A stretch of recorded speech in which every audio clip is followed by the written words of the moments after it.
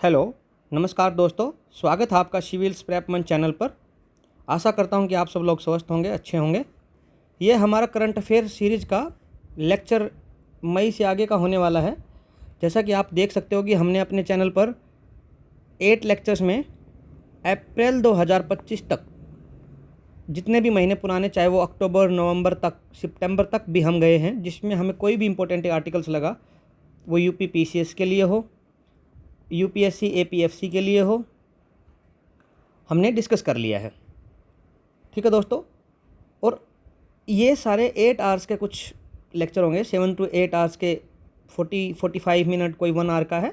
तो आप देखोगे तो 7 आवर्स का पूरा कंपाइलेशन आपका बनेगा। और मैंने इसको प्लेलिस्ट में बना दिया है, यूपी पीसीएस की करके प्लेलिस्ट से। हालांकि इसको फॉलो सब कर सकते हैं, even UP PCS, UPSC APFC, IB, ACIO और इवन एसएससी सीजीएल का भी मैंने देखा है करंट अफेयर। ये सब लोग भी इससे कवर कर सकते हैं। ठीक है, प्लेलिस्ट मैंने चाहे भले ही वो यूपी पीसीएस के नाम से बना दिया हो, बट इसको फॉलो सब लोग कर सकते हैं। और ये 7 to 8 लेक्चर्स, 8 लेक्चर्स में हमने सारा कवर कर दिया है। अप्रैल तक के हमारे ख़त्म हो गए हैं। इससे आगे का सिनारियो ऐसा रहेगा दोस्तों कि हम मंथ वाइज डिस्कशन करने वाले हैं, जिसमें हमारे 3 मंथ बचे हैं, मई, जून और जुलाई। बहुत जल्दी ही आपको ये तीनों भी मिल जाएंगे। इनका सब रेडी कर दिया है और मैंने थॉरोली इनको स्टडी भी कर लिया है। आज मोस्ट प्रोबेबली मई डल जाएगा, कल जून और जुलाई का भी मैं कोशिश करूँगा कि कल तक ही हो जाए, और नहीं तो जुलाई वीकडेज में डाल देंगे। ठीक है दोस्तों। और इसमें अभी हमने जो इसको बनाया है, ये छोटा सा ही एक पीडीएफ है, इसी से पढ़ेंगे। और ये वर्ड फाइल पीपीटी टाइप में भी हमने इसको बनाया है। और इसमें हम थीम वाइज स्टडी करेंगे और 30 to 40 पेजेज में आपका सारा कवर हो जाएगा। ठीक है, बहुत कम्प्रीहेंसिव हम डिस्कस करेंगे। ऐसा नहीं है कि एमसीक्यू सीरीज़ लेके आ गए और एमसीक्यू में 200 क्वेश्चंस डिस्कस कर लिए, 200 एमसीक्यू फॉर द मंथ। उसमें कवर नहीं होता है दोस्तों कम्प्रीहेंसिवली। अगर आपको चाहिए कि सारे इंपॉर्टेंट आर्टिकल्स आपके कवर हो जाए, तो आपको ये वीडियो मस्ट वॉच है। इतनी मैं गारंटी देता हूँ। अगर आपने ये कर लिया तो कुछ करने की ज़रूरत नहीं है। अगर करोगे भी तो वो एक्स्ट्रा होगा। और कुछ अपने ब्रेन की भी एक लिमिट होती है, और हम बीइंग एन एस्पिरेंट कम्युनिटी, मैं जानता हूँ कि इससे ज़्यादा अपन करने जाएंगे तो ये भी भूल जाएंगे। तो इतना आप एटलीस्ट इंश्योर कीजिए जितना मैंने इसमें कवर कर दिया है।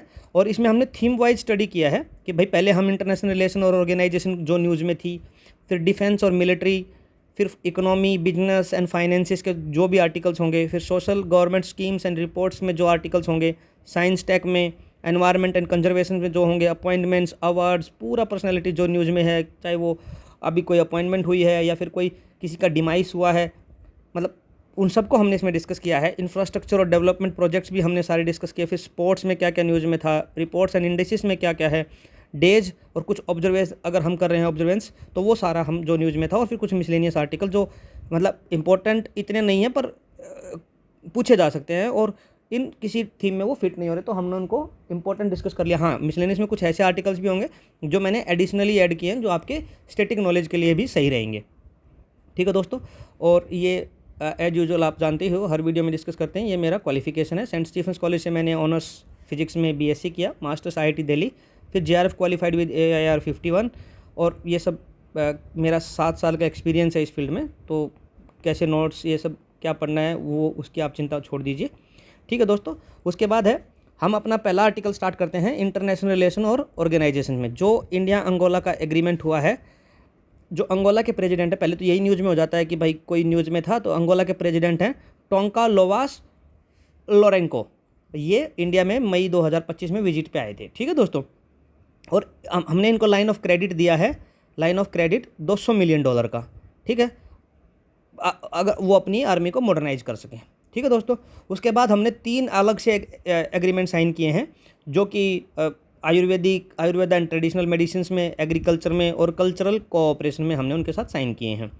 ठीक है। और इसके साथ साथ अंगोला ने ISA का, जो इंटरनेशनल सोलर अलायंस है, जिसके बारे में हम हर मोस्ट प्रोबेबली दूसरे तीसरे लेक्चर में इसका डिस्कशन आ जाता है कि कोई ना कोई ज्वाइन करता रहता है।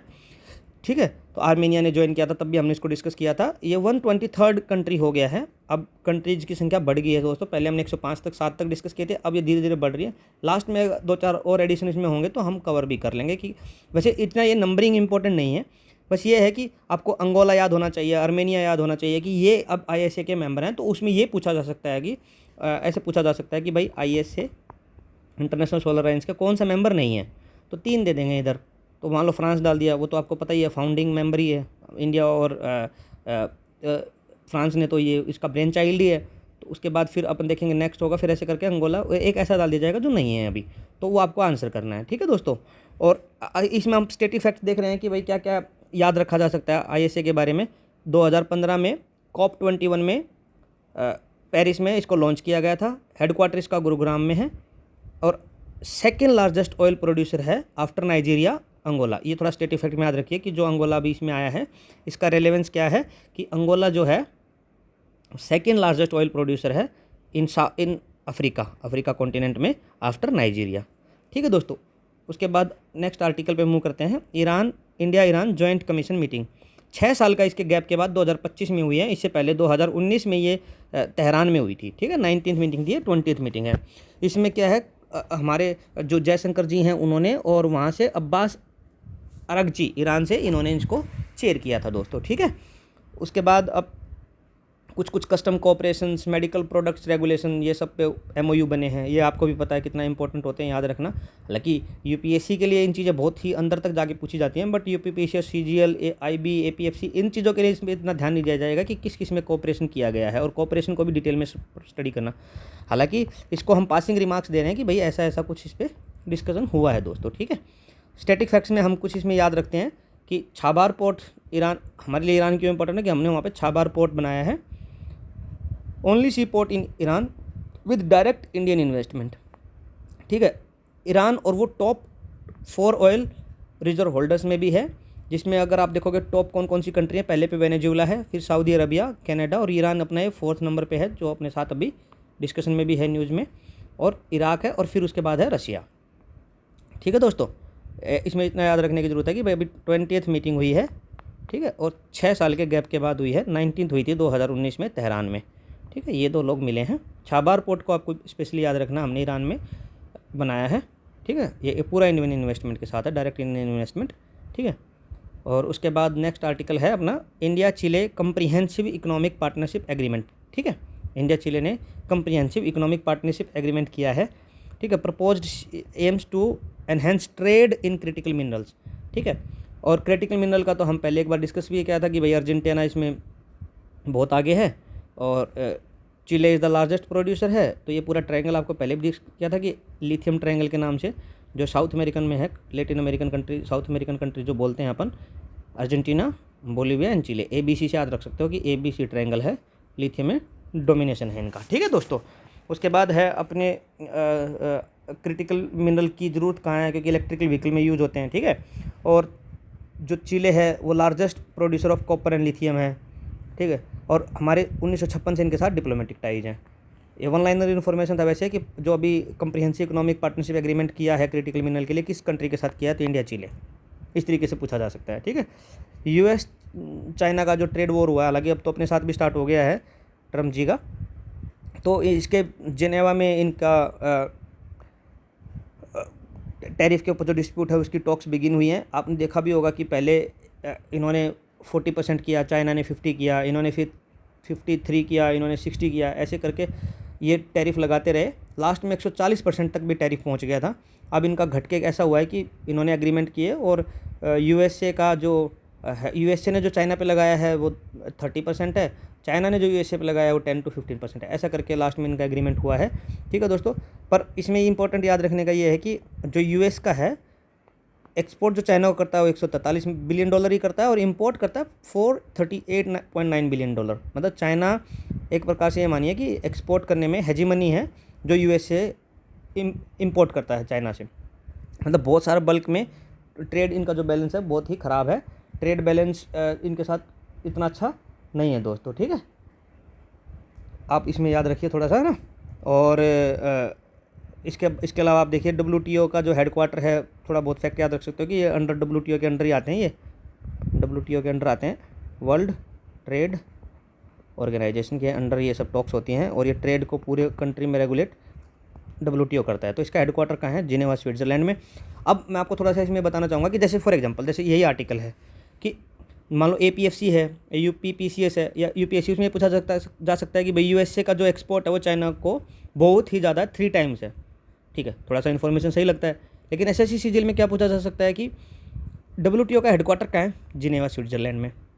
और चाइना क्या है? वर्ल्ड का लार्जेस्ट एक्सपोर्टर है और USA लार्जेस्ट इंपोर्टर है। तो ये फैक्चुअल इन्फॉर्मेशन किसके लिए काम की है? SSC CGL type exams, IB ACIO। But इसमें जो मैं कवर करा रहा हूँ इसमें कंप्रीहेंसिव कवरेज हो जाएगी आपकी, ठीक है दोस्तों। तो इस तरीके से मैं कह रहा था कि आप इन लेक्चर्स को फैलाओगे तो ये सब हर एस्पिरेंट के लिए काम के हैं। ऐसा नहीं है कि खाली UP PCS पे फोकस करते हैं, बट मैं अभी जो एम है पर वो UP PCS है। तो आप इन सबको फैलाइए और ज़्यादा से ज़्यादा इसकी रीच बढ़ेगी इससे, है ना। ये सबके लिए काम का दोस्तों, ये किसी का वेस्ट ऑफ टाइम नहीं होगा, इतना गारंटी है, ठीक है। उसके बाद अपना जो नेक्स्ट आर्टिकल है वो फ्रांस और कोस्टा रिका में UN ओशियन कॉन्फ्रेंस हुई है। और ये 3rd UN ओशियन कॉन्फ्रेंस है। इससे पहले 2 जो हुई हैं, एक न्यूयॉर्क में 2017 में हुई है और लिस्बन में 2022 में सेकेंड हुई थी, ठीक है। और इसका जो SDG 14 पे काम करते हैं, लाइफ बिलो वाटर, इस पर इनका ओशियन से कंजर्वेशन से रिगार्डिंग जो UN सस्टेनेबल डेवलपमेंट में बाइंडिंग एग्रीमेंट भी हुए थे दोस्तों, ठीक है। इतना आप इसमें याद रख सकते हो, ठीक है। और ये होस्ट करेंगे नाइल, फ्रांस में, ठीक है। नाइस, फ्रांस में इसको होस्ट करेंगे, ठीक है। नाइस, फ्रांस में इसको होस्ट करेंगे। बस आपसे ये पूछा जाएगा कि UN ocean conference, 3rd UN ocean conference was recently in news was held या को host bye France and Costa Rica eight which place? तो नाइस, फ्रांस। इतना इंपॉर्टेंट हो सकता है आपके लिए, ठीक है। इसलिए इस तरीके का है कि भाई पहला ये हुआ था। अब इसमें जैसे कुछ क्वेश्चन बनाने की बात आएगी तो बन इसमें ऐसे सकता है कि भाई आपको बोल दिया जाए कि this is the first time UN ocean conference is happening. But ये गलत हो जाएगा क्योंकि आपको पता है कि पहले न्यूयॉर्क में हुई थी, दूसरी लिस्बन में हुई थी। तो इस तरीके से अगर आप कवर करोगे ना तो आपका एक कंप्रीहेंसिव कवरेज हो जाएगा दोस्तों। उसके बाद ग्रीन हाइड्रोजन सर्टिफिकेशन स्कीम, ठीक है दोस्तों, इंडिया ने लॉन्च किया है, ठीक है। हम जो ग्रीन हाइड्रोजन है इसको सप्लाई करेंगे जापान और सिंगापुर को, ठीक है। और ग्रीन हाइड्रोजन होता क्या है दोस्तों? इसमें वाटर का जो ब्रेकडाउन होता है H2 और O2 में, वो रिन्यूएबल सोर्सेज से होता है। तो पूरा रिन्यूएबल एनर्जी होती है, इसमें कोई एनवायरनमेंट को नुकसान नहीं होता, कोई एमिशन नहीं होता, इसलिए इसको ग्रीन हाइड्रोजन के नाम से जाना जाता है। ऐसे ही ग्रे हाइड्रोजन, ब्लैक हाइड्रोजन, ऐसे 3-4 तरीके, ब्लू हाइड्रोजन, बाकी भी हाइड्रोजन्स हैं। तो बस मैंने आपको ग्रीन हाइड्रोजन बता दिया है, बाकी आप स्टैटिक में एक बार पढ़ लो या फिर हम आगे खुद भी डिस्कस कर देंगे। एक आर्टिकल और है ऐसा ही ग्रीन हाइड्रोजन वाला, उसमें खुद भी डिस्कस कर लेंगे, ठीक है दोस्तों। और ये नेशनल ग्रीन हाइड्रोजन मिशन हमने 2023 में लॉन्च किया, उसका पार्ट है, ठीक है। और इसमें क्या किया है इन्होंने, जो प्रोड्यूसर है ना, जैसे जो हाइड्रोजन को प्रोड्यूस करते हैं इंडिया में, और एक फर्म होती है और एक होता है इंडिविजुअल। तो इंडिविजुअल को छोड़ के जो अपने आप को मतलब जो खाली एक्सपोर्ट करते हैं उनको छोड़ के इस सर्टिफिकेशन के थ्रू सबको जाना पड़ेगा, ठीक है। ये है must undergo the certification process, ठीक है। ये मैंडेटरी फॉर प्रोड्यूसर्स, जो प्रोड्यूसर है, लेकिन खाली एक्सपोर्ट जो करते हैं उनको छोड़ के बाकी सबको इस सर्टिफिकेशन के थ्रू जाना पड़ेगा। और BEE, bureau of energy agency, इसको एक्रीडिट करेगा, ठीक है। इसको वेरीफाई करेगा, मतलब आप वेरिफिकेशन बोल लो, एक्रीडिटेशन बोल लो, ये एक्रीडिटेड एजेंसी है, ठीक है, जो एक्रीडिट करेगी। एक्रीडिट अपनी देसी भाषा में बोल लो तो जो इसको वेरीफाई करेगी, भाई हस्ताक्षर कर देगी कि हाँ ये ठीक है, ये एक्सपोर्ट के लायक है, ये नहीं है, ये ग्रीन हाइड्रोजन का सर्टिफिकेशन दे देगी, ठीक है। उसमें आप देख सकते हैं कि कुछ टारगेट हमारा है 5 million metric tons of green hydrogen production by 2030 तक। हम 5 मिलियन मेट्रिक टन का प्रोडक्शन करेंगे ग्रीन हाइड्रोजन का। और MNRE जो मिनिस्ट्री है, ministry of new and renewable energy, इस मिशन को इम्प्लीमेंट करती है, जो हमने जिस मिशन के अंडर ये आता है। कौन से मिशन के अंडर आता है? नेशनल ग्रीन हाइड्रोजन मिशन 2023 में लॉन्च किया था। तो इसमें आप देखिए बहुत सारे क्वेश्चंस आपके हो गए ना। किसने लॉन्च किया? MNRE के अंडर है। BE ब्यूरो एक्रीडिटिंग एजेंसी है या वेरिफिकेशन वाली एजेंसी है, और जापान और सिंगापुर को सप्लाई करने हैं। और मैंडेटरी सबको, प्रोड्यूसर के लिए मैंडेटरी है सर्टिफिकेशन लेना, ठीक है। बहुत सारी न्यूज़ हो गई, बहुत सारी इंपॉर्टेंट है, ठीक है। उसके बाद है कोलंबिया, जैसे इस तरीके की न्यूज़ है, ये वन लाइनर है बस। Colombia joins belt and road initiative, simple बात है ना। और बेल्ट एंड रोड इनिशिएटिव किसका है? चाइना का है। इसमें 140+ कंट्रीज आ गई हैं और कोलंबिया 4th लार्जेस्ट इकॉनमी है लेटिन अमेरिकन में, ठीक है। जहाँ पे लेटिन अमेरिकन कौन से होते हैं एक बार आपको बता देता हूँ। जैसे ये USA है, इसके नीचे जैसे मैक्सिको, कनाडा, और इधर जो है ऐसे एक पनामा कैनल चूंच सी बन के, ये नीचे जो कंट्री हैं जहाँ पे ऐसे करके है, ठीक है दोस्तों। इस तरीके की जो है यहाँ ब्राज़ील, अर्जेंटीना, चिले, पेरू, बोलिविया, वेनेजुएला, ये सब कंट्री है, इनको बोलते हैं लैटिन। ठीक है, इसमें जो अपना कोलंबिया है ये 4th लार्जेस्ट इकोनॉमी है इस लैटिन अमेरिका में, और इसने BRI को ज्वाइन कर लिया है। ठीक है दोस्तों, उसके बाद वर्ल्ड हाइड्रोजन समिट। देखो ये हाइड्रोजन में हमने ऊपर डिस्कशन भी किया, फिर एक वर्ल्ड हाइड्रोजन समिट भी हो गया रोटरडैम नीदरलैंड में, और हमारी तरफ से कौन पार्टिसिपेट करेगा? लॉजिकल है MNRE, इंडिया का इनिशिएटिव जो इसमें गया है, और initiative to emerge global hub for green hydrogen production. हम ग्रीन हाइड्रोजन प्रोडक्शन में हब क्रिएट करना चाहते हैं। ठीक है, और Rotterdam host largest port in Europe, Netherland is leader in offshore wind energy. ठीक है, समझ रहे हो? देखो मोस्टली फोकस है नीदरलैंड में, क्यों है? क्योंकि ये रिन्यूएबल एनर्जी सोर्स की जो हम बात करते हैं उसमें मेन लीडर है ना, ऑफशोर विंड एनर्जी में लीडर है, और इसी में इस तरीके के साथ रख सकते हो कि है ना, रोटरडैम और नीदरलैंड। रोटरडैम मतलब ऐसे कि भाई तुम रोते हुए मत आया करो मेरे पास, है ना। क्यों रोते हुए आते हैं? क्योंकि एनवायरनमेंट बहुत नुकसान हो गया है, एमिशन बहुत ज़्यादा हो गया है। तो जैसे ही ये रोते हुए लोग आए तो रोटरडैम में क्या भाई रोते हुए आए हैं, तो हम इसका सोल्यूशन निकालते हैं ग्रीन हाइड्रोजन, जो कि क्लीन एनर्जी जनरेशन होगा। ठीक है, और ये विंड में लीड भी करता है। ठीक है दोस्तों, इस तरीके से याद रख सकते हो। और जो हम आपको बात कर भी रहे थे कि भाई इस तरीके की डेफिनेशन है ये, जैसे ग्रीन हाइड्रोजन क्या है कि mode from electrolysis of water powered by renewable energy with zero carbon emission, जिसकी हम बात भी कर रहे हैं। देखो मैं बताया ना कि इलेक्ट्रोलाइसिस से वाटर का ब्रेकडाउन होना है H2 और O2 में। ठीक है, ये मैंने ऊपर डिस्कशन भी किया था। और इसी तरीके से आप याद रख सकते हो कि ये पिंक हाइड्रोजन होता है, फिर वाइट हाइड्रोजन होता है, ग्रे हाइड्रोजन होता है, ब्राउन हाइड्रोजन होता है, और ब्लू हाइड्रोजन होता है। ठीक है, इस तरीके से आप याद भी कर सकते हो कि इतने तरीके के आपके पास हाइड्रोजन हैं भी। आप कहो तो एक बार डिस्कशन भी कर लेते हैं। जैसे ग्रे हाइड्रोजन क्या है? नेचुरल गैस से बनेगा। ठीक है, टिपिकली मीथेन से। ठीक है, और ये भी कोल से बनेगा। मतलब ये सब देख रहे हो, क्लीन एनर्जी सोर्स नहीं है, जीरो कार्बन एमिशन नहीं है इनका, बहुत ज़्यादा एमिशन है। ब्लू, फिर आप देखोगे ब्लू मतलब थोड़ा वाटर का कलर ब्लू होता है, तो थोड़ा उसमें वाटर से रिलेटेड में रहेगा कि grey of hydrogen but CO2 emission captured and stored. ठीक है, पिंक हाइड्रोजन क्या है? न्यूक्लियर एनर्जी वाली को पिंक हाइड्रोजन बोलते हैं। फिर वाइट हाइड्रोजन में क्या है? ये देखिए आप, naturally occurring hydrogen found in underground deposit. ये है वाइट, मतलब बिल्कुल सफ़ेद मतलब किसी चीज़ की प्रोसेसिंग की जरूरत नहीं, मतलब डायरेक्ट जो हमें नेचुरल अकरिंग, सफ़ेद मतलब नेचुरल अकरिंग। ठीक है दोस्तों, इस तरीके से आपको याद रखना है इसमें। ठीक है, उसके बाद इसमें नेक्स्ट आर्टिकल जो अपना रहेगा वो है न्यू डेवलपमेंट बैंक। ठीक है, न्यू डेवलपमेंट बैंक में अल्जीरिया ने 9th मेंबर इसको ज्वाइन किया है। ठीक है, और ये ब्रिक्स बैंक है। ठीक है, और हेडक्वार्टर इसका है शंघाई चाइना में, और इसके जो प्रेसिडेंट हैं वो हैं दिल्मा राउसोफ। कौन है? दिल्मा राउसोफ। ये फॉर्मर ब्राज़ील के प्रेसिडेंट में। तो आप इसमें देख लीजिए ना, जैसे मोटा मोटी कि ब्रिक्स क्या है? ब्राज़ील, रशिया, इंडिया, चाइना और साउथ अफ्रीका, ये तो रहेंगे। उसके अलावा 5 और ये 6 अल्जीरिया, उसके अलावा इसमें 3 मेंबर और हैं। टोटल इसमें 9 मेंबर हैं, और शंघाई चाइना में इसका हेडक्वार्टर है दोस्तों। ठीक है, इस तरीके से आप इसको याद रख सकते हैं। ठीक है दोस्तों, उसके बाद नेक्स्ट चलते हैं। ये देखिए जंजूर कॉरिडोर, अजरबैजान।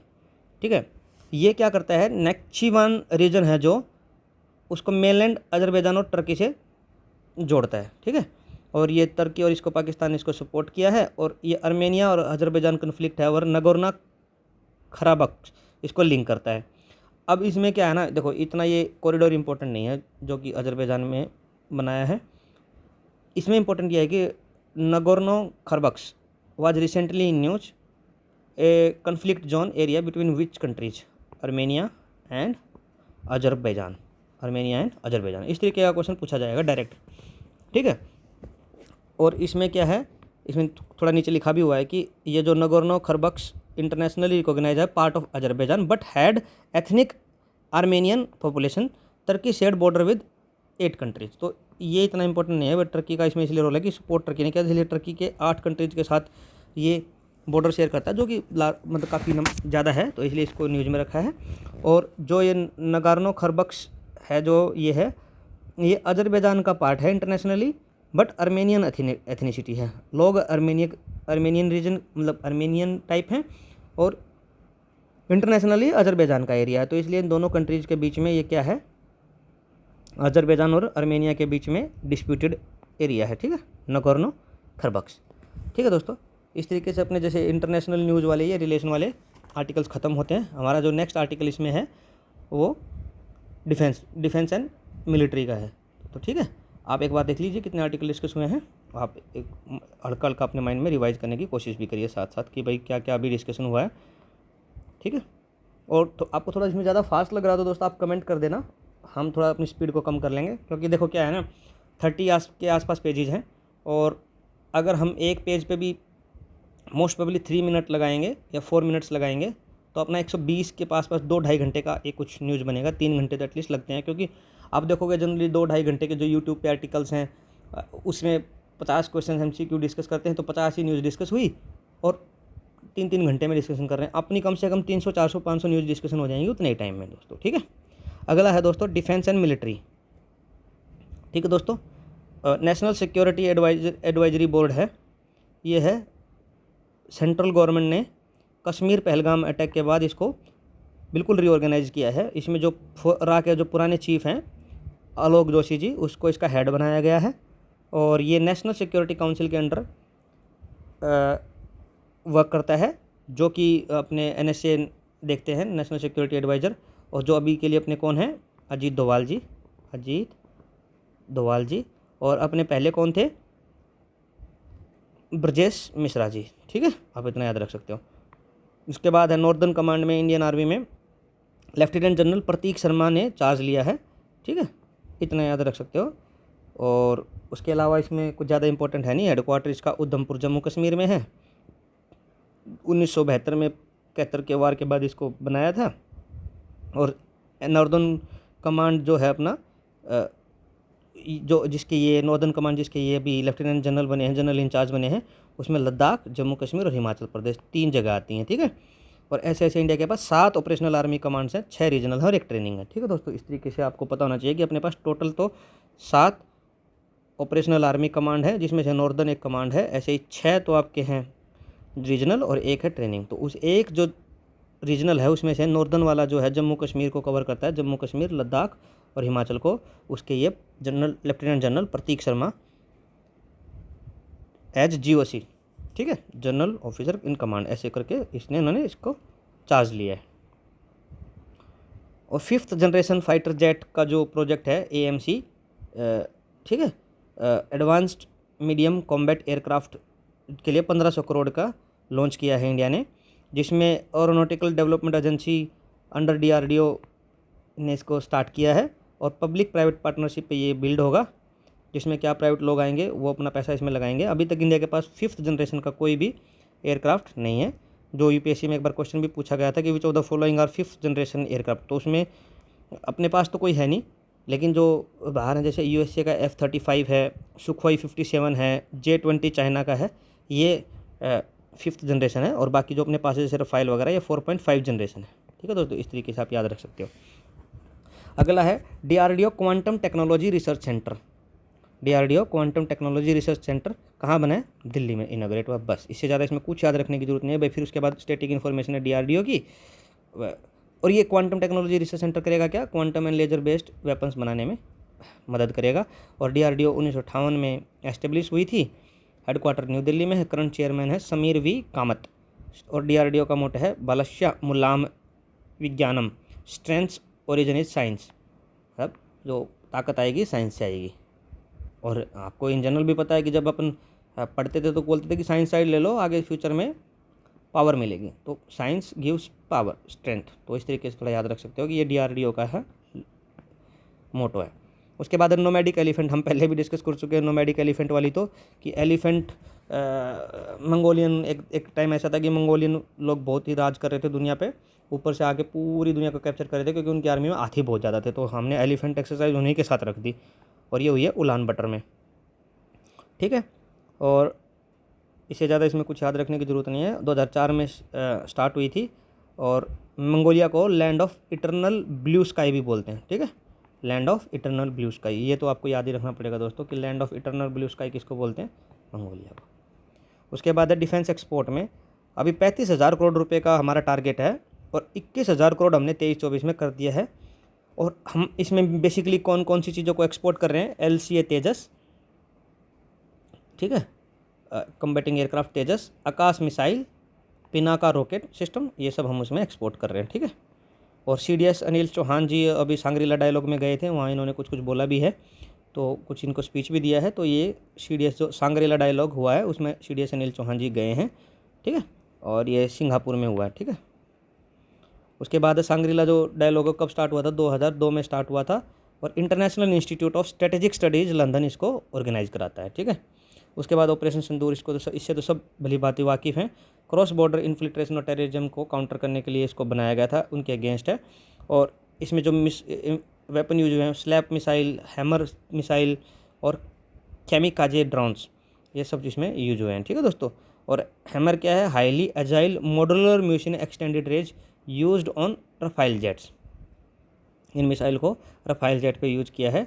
इसकी फुल फॉर्म देख लीजिएगा अगर पूछ सकते हैं तो, highly agile modular munition extended range. मतलब एजाइल तो एजिलिटी मतलब किसी फुर्ती वाली बात होती है कि एजाइल है, बहुत एजाइल है, और एक्सटेंडेड रेंज मतलब रेंज ज़्यादा है, इस तरीके से याद रख सकते हो इसकी, ये हाईली एजाइल, इस तरीके से इसकी डिस्क्रिप्शन है। उसके बाद दोस्तों hawk eye 360 satellite surveillance, US based hawk eye system को हमने एक्वायर किया है $131 मिलियन में।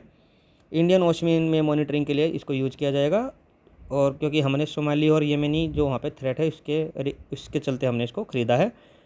और जो हमारा इंडियन ओशियन है उसमें सेफ्टी क्यों चाहिए, क्योंकि 40% जो ग्लोबल ऑयल ट्रेड है वो इसी से होता है, इंडियन ओशियन से होता है, ठीक है दोस्तों। उसके बाद है S-400 ट्रैम्प, इसने तो हमें बहुत सेव किया है। अभी रिसेंटली आपने देखा भी होगा, इवन तक UPSC का पेपर भी पोस्टपोन होने वाला था, ऐसी मुहिम भी चलाई गई थी क्योंकि अपना बैटल स्टार्ट हो गया था पाकिस्तान के साथ। तो उसमें S-400 बहुत सारी चर्चा में था, क्योंकि S-400 ने पाकिस्तान की तरफ से जितनी भी छोटी या बड़ी मिसाइल्स आई हैं उन सबको मार गिराया। और 400 किलोमीटर S-400 मतलब 400 किलोमीटर के दूर तक ये बिल्कुल ही ख़त्म कर सकता है किसी भी अपकमिंग वेपन को, ठीक है दोस्तों।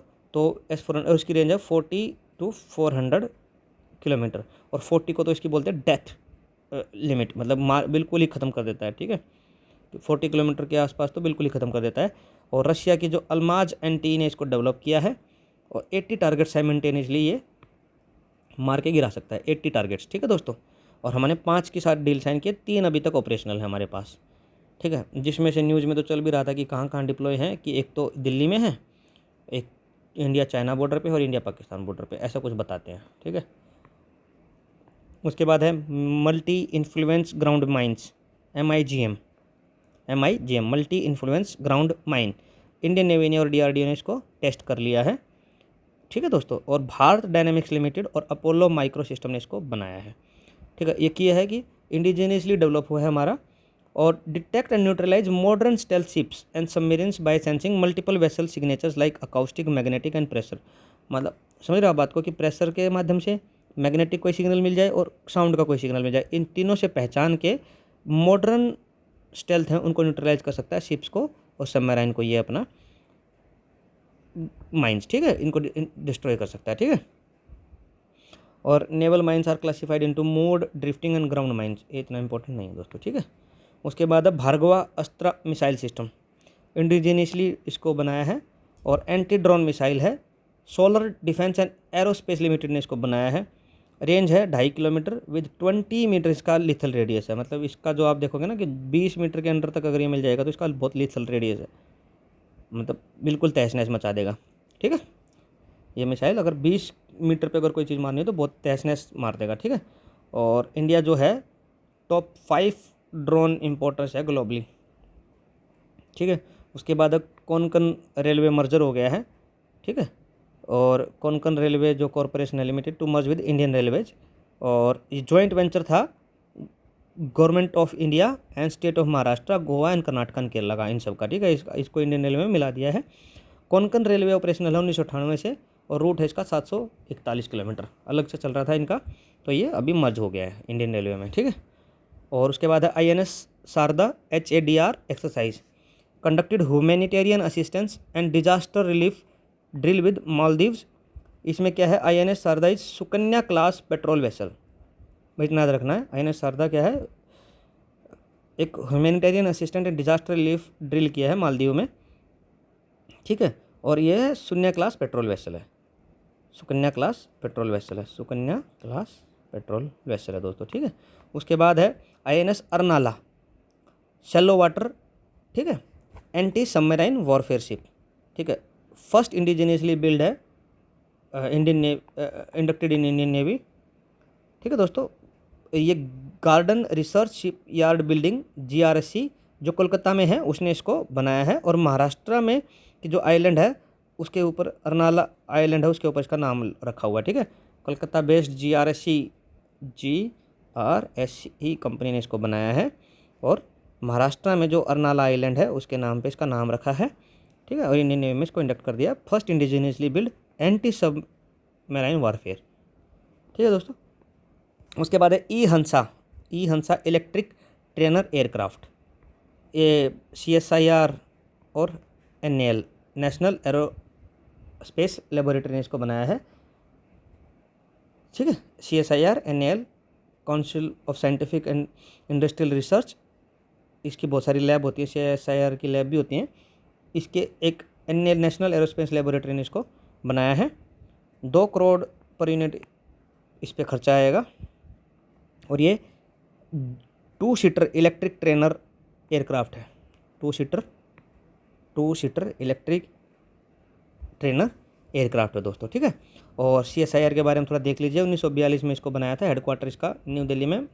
जब ये स्कॉलरशिप मिलता है ना, CSIR और ये कंडक्ट कराते हैं, CSIR और UGC 2 अपने नेट JRF का एग्ज़ाम कंडक्ट कराते हैं। इसके बाद स्कॉलरशिप जो मिलती है, जैसे मुझे CSIR से मिली थी JRF निकालने के बाद, तो इसमें आपको स्पेशली मैं गया भी हूँ, डॉक्यूमेंट सबमिट भी कराने पड़ते हैं, ठीक है दोस्तों, आपकी स्कॉलरशिप स्टार्ट कराने के लिए।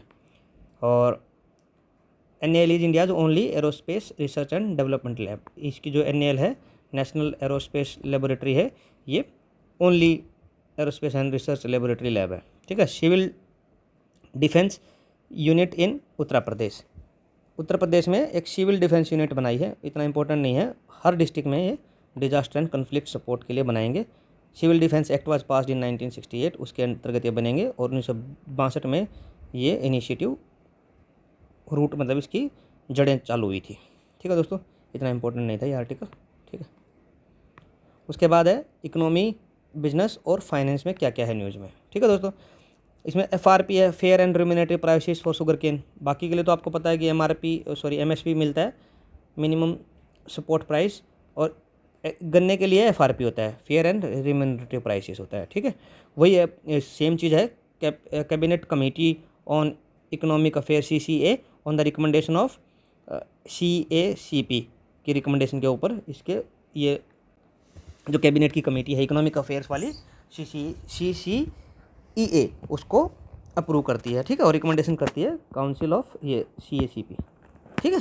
CACP उस CAPC इसको क्या करती है, इसको रिकमेंड करती है और अप्रूव करती है, देखो यहाँ लिखा भी हुआ है, अप्रूव करती है cabinet committee on economic affair और CACP की रिकमेंडेशन के बाद, ठीक है। तो इसमें ज़्यादा से ज़्यादा आपको ये पूछा जा सकता है कि कैबिनेट इसको अप्रूव कौन करता है, cabinet committee on economic affair, recommend कौन करता है, CACP, और CACP की फुल फॉर्म आप याद रख सकते हो, CACP is commission for agriculture costs and prices, commission for agriculture cost and prices, ठीक है।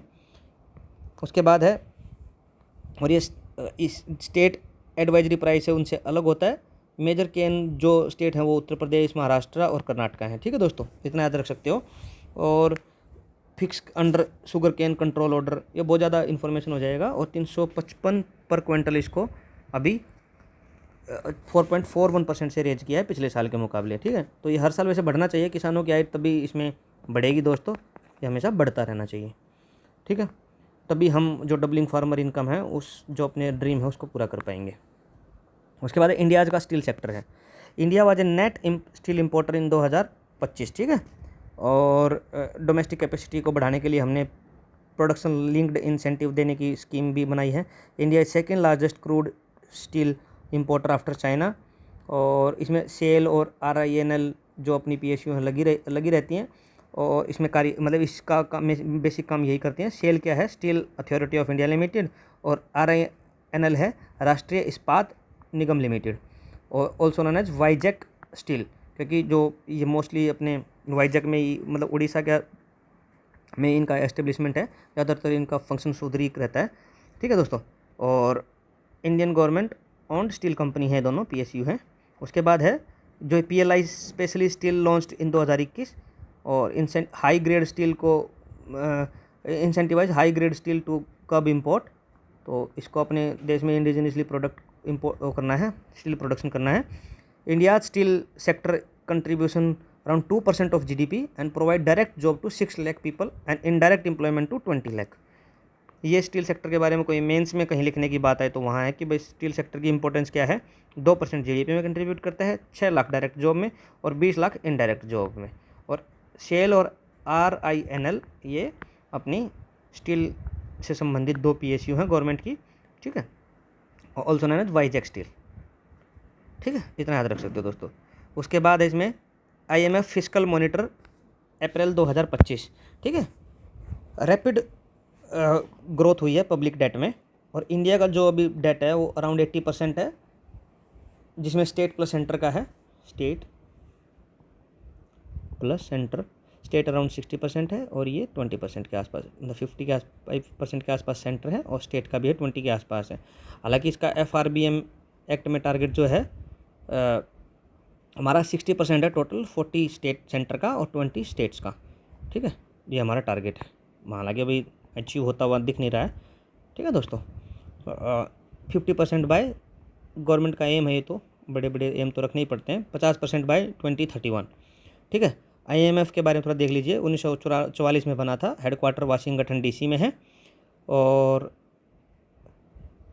उसके बाद India's fiscal rule framework FRBM act जो हमने पढ़ा भी था। टारगेट मीडियम टर्म कंसोलिडेशन, ये हमने पढ़ा है FRBM एक्ट 2003 में, क्या है इसके टारगेट वो भी हमने देख लिए हैं। ठीक है दोस्तों, और इंडिया 80% है, इंडिया टू डेब्ट टू GDP रेशो। ठीक है, India's first certified green municipal bond Ghaziabad में, इतना इंपॉर्टेंट है दोस्तों। ठीक है, और ये first certified green municipal bond है, और India first municipal bond ever वो है अहमदाबाद का 1998 में। ठीक है, इतना याद रख लेना इसमें। उसके बाद है ADB का 58th एनुअल मीटिंग हुई है 2025 में मिलान में। ठीक है, उसमें फाइनेंस मिनिस्टर जो अपनी निर्मला सीतारमण उसमें गई है, और ADB का फुल फॉर्म इसमें मेंशन नहीं है तो मैं बता देता हूँ, एशियन डेवलपमेंट बैंक, जिसका हेडक्वार्टर है मनीला, फिलीपाइंस। ठीक है दोस्तों, और अभी प्रेसिडेंट हैं इसके मसात्सुगा असाकावा। ठीक है, मसात्सुगा असाकावा। ठीक है, और इंडिया फाउंडिंग मेंबर है। ठीक है, और and a major borrower from for infrastructure and urban projects के लिए इसमें से मेजर बोरोवर भी है। ठीक है दोस्तों, एक हमने NDB पढ़ा, न्यू डेवलपमेंट बैंक, वो ब्रिक्स बैंक के नाम से भी जानते हैं, वो एक अलग है, और ये एशियन डेवलपमेंट बैंक है, ये अलग है। ठीक है दोस्तों, इसमें तो आप देखोगे ना, जापान नाम एशियन है, वैसे जापान और USA भी हैं, और इनका मैक्सिमम कंट्रीब्यूशन इन्हीं कंट्रीज़ का है। जापान इसमें ज़्यादा जापान और USA का कंट्रीब्यूशन ऑलमोस्ट 13-14% के आसपास है, as far as I remember. तो आप याद रखिएगा थोड़ा, है ना। एशियन से मतलब ये मत जाना कि एशियन है इसमें। ठीक है, इंडियाज़ आउटलुक में 2025 IMF वर्ल्ड इकोनॉमिक आउटलुक में। ठीक है, जो उन्होंने प्रोजेक्ट किया है वो 6.5% की इंडियन ग्रोथ को वो किया है, प्रेडिक्ट किया है। और IMF की ट्वाइस ईयरली मैक्रो आउटलुक है, मार्केट एक्सचेंज रेट, नॉमिनल और इन सब कुछ चीज़ों को देखता है। इंडियाज अदर ग्रोथ ट्रैकर क्या है, monetary policy committee, RBI projection and NSO national accounts. ये सब आप थोड़ा याद रखिएगा कि बाकी और कहाँ से अपने को ये डाटा आते हैं। इंडिया का अलग से निकलता है मोस्टली, फिर RBI भी प्रोजेक्ट करता है और MPC भी करता है। ठीक है, फिर इंडिया ICT सॉफ्टवेयर एक्सपोर्ट में, ठीक है, इंफॉर्मेशन एंड कम्युनिकेशन जो टेक्नोलॉजी है उसमें रैंक 1 है एक्सपोर्ट में। इंडिया रैंक 1 इन ग्लोबली इन ICT सॉफ्टवेयर एक्सपोर्ट्स।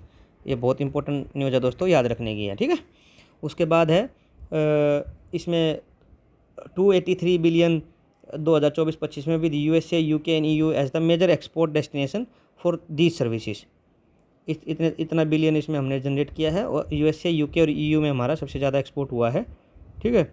और इंडियन गवर्नमेंट में इसमें की इनिशिएटिव कौन कौन से रहे हैं? सॉफ्टवेयर टेक्नोलॉजी पार्क जो हमने बनाया है, skill development and startup ecosystem को बढ़ावा देने के लिए, ठीक है। और मेजर हब जहाँ से हम एक्सपोर्ट करते हैं इन सब सर्विसेज को, आपको पता है अपने का बेंगलोर, हैदराबाद, पुणे और गुरुग्राम, ये सबको पता ही रहता है कि मोस्टली जो आईटी सेक्टर की जॉब है वो करते भी लोग इधर ही हैं, बेंगलुरु में जाते हैं और बहुत सारी सैलरी उठाते हैं। इसलिए बेंगलुरु को एक बहुत ही महंगा शहर भी बन गया है अभी, बहुत, इवन बॉम्बे को क्रॉस करने वाला है महंगाई के मामले में, ठीक है दोस्तों।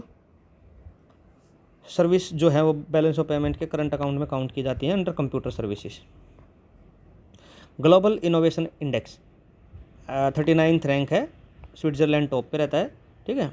और ये वीपो निकालता है, वर्ल्ड इंटेलेक्चुअल प्रॉपर्टी ऑर्गेनाइजेशन है, इन सीड बिजनेस स्कूल और कॉर्नेल यूनिवर्सिटी के साथ मिलकर निकालता है। और 7 पिलर है, इंस्टीट्यूशन, ह्यूमन कैपिटल, रिसर्च और ये सब वगैरह, इतना याद करने की जरूरत नहीं है, बस इंडिया की रैंक याद रखिए, कौन निकालता है वो याद रखिए। और इंडिया जो अभी स्ट्रॉन्ग है इनोवेशन आउटपुट्स और आईसीटी सर्विस एक्सपोर्ट्स में, ये तो हमने ऊपर वाले आर्टिकल में डिस्कस भी किया है, ठीक है। उसके बाद है वर्ल्ड बैंक की पावर्टी रिडक्शन की कुछ डाटा है, उसमें देखिए कि इंडिया ने 17 करोड़ लोगों को पावर्टी से, एक्सट्रीम पावर्टी से एक डिकेड में 10 साल में, मतलब एक डिकेड में 10 साल में हमने हटा दिया है 17 करोड़ लोगों को, ठीक है। और जो इसका वर्ल्ड बैंक जो क्राइटेरिया यूज करता है पीपीपी के परचेजिंग पावर पैरिटी में $2.15, मतलब $1 आप मानिए 80 रुपये के आसपास, तो मतलब लमसम 200 रुपये के आसपास अगर कोई पर डे कमाता है तो वो उसको पावर्टी लाइन के बाहर रखा जाएगा, ठीक है। और वर्ल्ड बैंक का जो हेडक्वार्टर है वाशिंगटन डीसी में है, मोस्टली यूएसए में है, एक दो जगह जैसे जेनेवा स्विट्जरलैंड में, यूनेस्को, वो कभी मौका लगेगा तो उसको भी डिस्कस करेंगे, उसका शॉर्ट ट्रिक्स भी कुछ कुछ बनी हुई हैं वो भी डिस्कस करेंगे, ठीक है। और प्रेसिडेंट है अजय बंगा जी, ये इंडियन ओरिजिन है, ठीक है दोस्तों। उसके बाद है आईएमएफ का इंडिया जीडीपी रैंकिंग, ठीक है। 4th लार्जेस्ट इकॉनमी हम बन गए हैं, हमने जापान को पीछे छोड़ दिया है नॉमिनल जीडीपी में, हमसे आगे सिर्फ अब 3 हैं, यूएसए, चाइना और जर्मनी, ठीक है। और इंडिया पीपीपी में इंडिया 3rd रैंक पे है, चाइना और यूएसए के बाद, ठीक है। दोनों की रैंकिंग में जो मेथोडोलॉजी वो डिफर होती है, ठीक है। उसके बाद नेट एफडीआई जो आरबीआई ने बताया है ईयर ऑन ईयर हमारा नेट एफडीआई है $373 मिलियन, ठीक है, due to high outflow despite strong inflow, मतलब हमारा आउटफ्लो भी ज़्यादा है और इनफ्लो भी ज़्यादा है, तो इस चक्कर में मतलब ज़्यादा सब्सटेंशियल इंक्रीज नहीं हुआ है, ठीक है। एफडीआई है लॉन्ग टर्म नॉन डेट। आपको थोड़ा इसमें फ़र्क बताता हूँ, जैसे एफपीआई में क्या होता है ना, इसमें टेक्नोलॉजी आएगी, मतलब नॉलेज आएगा और शेयर्स में लोग पैसा इन्वेस्ट करेंगे। एफडीआई में क्या होता है कि आपको यहाँ पे कैपिटल पे पैसा खर्च करना है, आपको इंफ्रास्ट्रक्चर डेवलप करनी है, तो इस तरीके से थोड़ा फ़र्क याद रखिए। अगर एफडीआई किसी कंट्री में आता है तो वो ज़्यादा स्टेबल रहता है, एफपीआई तो पैसा लगाया है फॉरेनर्स ने किसी भी में, तो शेयर वगैरह में, तो ये पैसा निकाल के चले जाएंगे, तो ये मोर वोलेटाइल होता है। अगर एफडीआई में पैसा लगता है, इसमें बिल्डिंग्स, इंफ्रास्ट्रक्चर डेवलप करना और मतलब अपना पूरा बिजनेस सेटअप करना, ये आता है एफडीआई में, तो ये ज़्यादा स्टेबल रहता है, ठीक है दोस्तों। थोड़ा ये फ़र्क के लिए मैंने आपको बता दिया है, ठीक है। और आरबीआई बैलेंस ऑफ पेमेंट का स्टेटिक्स कंपाइल करता है, ठीक है। और ये डीपीआईआईटी इसको पॉलिसी और इनफ्लो को डाटा को department of policy and industrial training के इसको पॉलिसी और इनफ्लो डाटा को प्रोवाइड करता है, ठीक है। भूटान ने क्या है कि national crypto tourism payment, national crypto tourism payment, ये पहला ऐसा वर्ल्ड का नेशन बन गया है जिसने नेशनल लेवल पे क्रिप्टो टूरिज्म सिस्टम को अडॉप्ट कर लिया है, जो बिटकॉइन और इथेरियम को एक्सेप्ट करता है, ठीक है दोस्तों। और नेगुलट्रम इसकी करेंसी है और pegged to an INR, Indian रुपये के साथ इसको पैक किया हुआ है। तो आपको वैसे इसमें ये याद रखना है कि एक ऐसा कंट्री है जिसने नेशनल क्रिप्टो टूरिज्म पेमेंट को स्टार्ट किया है, जिसमें बिटकॉइंस और इथेरियम को एक्सेप्ट किया है, वो कौन सी कंट्री है? वो है भूटान। इससे ऑनलाइनर से ज़्यादा इसमें कोई इन्फॉर्मेशन काम की नहीं है दोस्तों, ठीक है। First Middle East National Bank in GIFT City, Qatar ने खोल दिया है गिफ्ट सिटी, बताइए कहाँ पे? अपने गुजरात में, IFSC, ठीक है। ये रहा ना, Gujarat international finance tax city, ठीक है। IFSC एक्ट के अंदर इसको रेगुलेट किया जाता है। और IFSC offers tax incentive rupee and foreign currency financial services. ठीक है दोस्तों। और इसके बाद नेक्स्ट आर्टिकल है जो हमारा कि लास्ट आर्टिकल होने वाला है इकोनॉमी वाले, इसमें ये थोड़ा अलग जगह आ गया, सोशल में आना चाहिए था। Male cancer report and tobacco use India. ठीक है, ग्लोबल डाटा जो हमारा बताता है कि जो मेन इंसिडेंट है, जो आदमियों में जो मॉर्टेलिटी और इंसिडेंस की रेट है वो हाईएस्ट है और इंडिया में लार्ज बर्डन है। ठीक है, और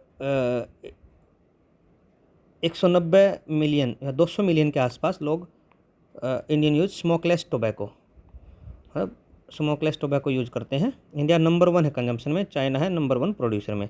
इसको बनाता कौन है टोबैको को? चाइना बना के, चाइना तो देखो ना आप, जो भी चीज़ें बीमारी की है ना बनाता चाइना ही है। अभी कोरोना पे भी आपने देखा होगा कि इस पर एलिगेशंस लगे थे कि चाइना का ही ये बनाया हुआ है, जिसने पूरी दुनिया को तहस नहस करके रखा। ठीक है, और इंडिया इसमें पहला कंजम्पशन है कहाँ पे? 190 to 199 millions smokeless tobacco Indian use करते हैं। ठीक है दोस्तों, इतना याद रखना है इसमें। टोबैको कंट्रोल में ये cigarette and other tobacco producer act COTPA 2003 से रेगुलेट किया जाता है। और बाद में हमने इसको ज्वाइन कर लिया था WHO वाले फ्रेमवर्क को भी, framework convention on tobacco control FCTC 2005 में, और नेशनल हेल्थ पॉलिसी 2017 में टोबैको यूज के टारगेट को, जैसे टोबैको यूज कम करना है उसका टारगेट भी हमने लिया है। ठीक है, तो 3 लेयर हमने, जैसे पहले हम देखा कि cigarette and other tobacco producer act बनाया, इसको फिर रेगुलेट टोबैको प्रोडक्ट्स किया, फिर हमने WHO के ज्वाइन भी किया। इसको ऐसे याद रखिए, ऐसे है ज्वाइन, हमने WHO का जो framework convention on tobacco control join किया, और फिर हेल्थ पॉलिसी जो बनाई उसमें हमने इसके रिडक्शन के टारगेट भी लिए। ठीक है दोस्तों, इसमें हमने गिफ्ट सिटी कतर का पहला बैंक, ये इसमें याद रखिएगा, कतर ने पहला बैंक खोला मिडल ईस्ट, पहला मिडल ईस्ट जो गिफ्ट सिटी में बैंक खुला है वो है कतर। ठीक है, इसमें याद रख सकते हो। तो नेक्स्ट हमारा जो इसमें है वो है सोशल एंड ये अपना government schemes and report, social and government schemes and report. दोस्तों इसमें हमारा पहला आर्टिकल है दोस्तों, last full caste census in India. अभी बहुत बार देखा होगा आपने, पोजीशन क्वेश्चन उठाता रहता है कि लास्ट मतलब कास्ट सेंसस करिए। जो हमारा लास्ट हुआ था वो 1931 में हुआ था, उसके बाद नहीं हुआ था। फिर 2011 में जिसकी हम बात करते हैं सोशियो इकोनॉमिक कास्ट सेंसस की, ये भी, इसका डाटा भी ऑफिशियली पूरा रिलीज़ नहीं किया गया था। ठीक है, और जो अभी 2026-23 में नेक्स्ट सेंसस की बात चल रही है। ठीक है, और ये होता है अंडर सेंसस एक्ट 1948 के अंडर। ठीक है दोस्तों, इसमें नेक्स्ट आर्टिकल जो है आदर्श संस्कृति ग्राम प्रोग्राम है, उत्तराखंड गवर्नमेंट का। दोस्तों इसमें इतना याद रखना है। ठीक है, वही 22 लैंग्वेज जो शेड्यूल वाली है उनको रिवाइज करना है ना, और रिवाइवल करना है संस्कृत एंड इंडियन कल्चर का। ठीक है, और मतलब जो संस्कृत का रिवाइवल के लिए है बेसिकली, और संस्कृत 22 शेड्यूल की में से एक लैंग्वेज है, जो 8 शेड्यूल में 22 शेड्यूल लैंग्वेज आती है। ठीक है, इसमें देखिए इंग्लिश इसमें नहीं है। ठीक है दोस्तों, और ये डिपोर्ट दर्पण पोर्टल और मोबाइल ऐप है, ये किसकी है? मिनिस्ट्री ऑफ कंज्यूमर अफेयर की and food and public distribution की। ठीक है, ये जियो टैगिंग, इंटरनेट थिंग्स और AI से फूड ग्रेन डिपोर्ट्स की मॉनिटरिंग करते हैं। ठीक है, उसके बाद है ऑपरेशन हॉक, ये CBI का है दोस्तों, और ये international online child sexual exploitation जो होता है ऑनलाइन, उसको डिसमेंटल करता है। ठीक है, और इसमें प्रीवियस ऑपरेशंस में ऑपरेशन कार्बन 2021 में और ऑपरेशन मेघ चक्र भी इन्होंने चलाया था। ठीक है दोस्तों, ह्यूमन डेवलपमेंट इंडेक्स आया है अभी 2025 में, 2023 की रिपोर्ट के ऊपर है, और 130 में नंबर पे इंडिया की है 193 कंट्रीज़ में से। हम पिछली बार 133 में नंबर पे थे, तो 3 इंप्रूव हुआ, थोड़ा इंप्रूवमेंट है, और स्कोर है 0.685, जो पहले थोड़ा और कम था, 0.665 था समथिंग, आई डोंट एग्जैक्टली पता नहीं है, बट इतना है अभी, इतना इंपॉर्टेंट भी नहीं है दोस्तों। ठीक है, और रिपोर्ट का टाइटल है a matter of choice, people and possibility in age of AI, ये इसका है, और इसमें आइसलैंड हमेशा आइसलैंड इसमें रैंक 1 किया है। ठीक है, और एक मैंने आपको पहले बताया था कि कैसे याद रखना कि जब से फ़न करते हैं फिनलैंड वाले तो हैप्पीनेस में फ़न आता है, तो उस तरीके से फिनलैंड वहाँ पे हैप्पीनेस वाले में रैंक 1 था। उसके बाद है जेंडर इनइक्वलिटी इंडेक्स। ठीक है दोस्तों, ये इंडिया की रैंक है 108वीं 193 कंट्रीज़ में से, और इंडिया का जो स्कोर है 0.437 है। इसमें 0 जो फुल इक्वलिटी को बताता है, और 1 जो है वो एक्सट्रीम इनइक्वलिटी को बताता है। तो जितना हम उस तरफ जाएंगे, एक की तरफ जाएंगे, वो ज़्यादा मतलब अनइक्वल माने जाएंगे। ठीक है, और इसमें क्या क्या काउंट होता है? रिप्रोडक्टिव हेल्थ काउंट होती है, empowerment and labour market participation. ठीक है, बेसिकली वुमेन और मैन में कितना गैप है, कितनी इनइक्वलिटी है, उसको दिखाता है। ठीक है, तो इंडिया में तो अभी ठीक ठाक ही है, ऐसा तो नहीं बोल पाएंगे कि कम है, तो इसलिए हमारी रैंक भी उसी हिसाब से रिफ्लेक्ट भी हो रही है। ठीक है, स्टैटिक सेंसस रिपोर्ट 2021, ठीक है, मई 2025 में इसको पब्लिश किया है। ठीक है, इसमें क्या है, मैटरनल मोर्टेलिटी रेट जो है वो डिक्लाइन हो गया है 93 पर लाख लाइव बर्थ से। बहुत सही है, हमने ये सही किया। और जो यूएन सस्टेनेबल डेवलपमेंट गोल का जो टारगेट है वो 70 से नीचे लेके आना है। ठीक है, ले आएंगे दोस्तों। बहुत सारे ऐसे गवर्नमेंट की स्कीम्स हैं जिसमें इंस्टीट्यूशनल डिलीवरी ही एक मात्र एक स्कीम है जिसमें कि आपको कंपल्सन है कि 5,000 रुपये, फिर एक एक्स्ट्रा 1,000 रुपये जो मातृत्व वंदना योजना के अंडर मिलते हैं, उससे काफ़ी प्रमोट हुआ है इंस्टीट्यूशनल डिलीवरी, तो उससे मोर्टेलिटी रेट भी कम हुआ है। और ये क्रूड बर्थ रेट है 9.3 पर 1,000। ठीक है, हाईएस्ट बिहार में है और केरला लोवेस्ट है।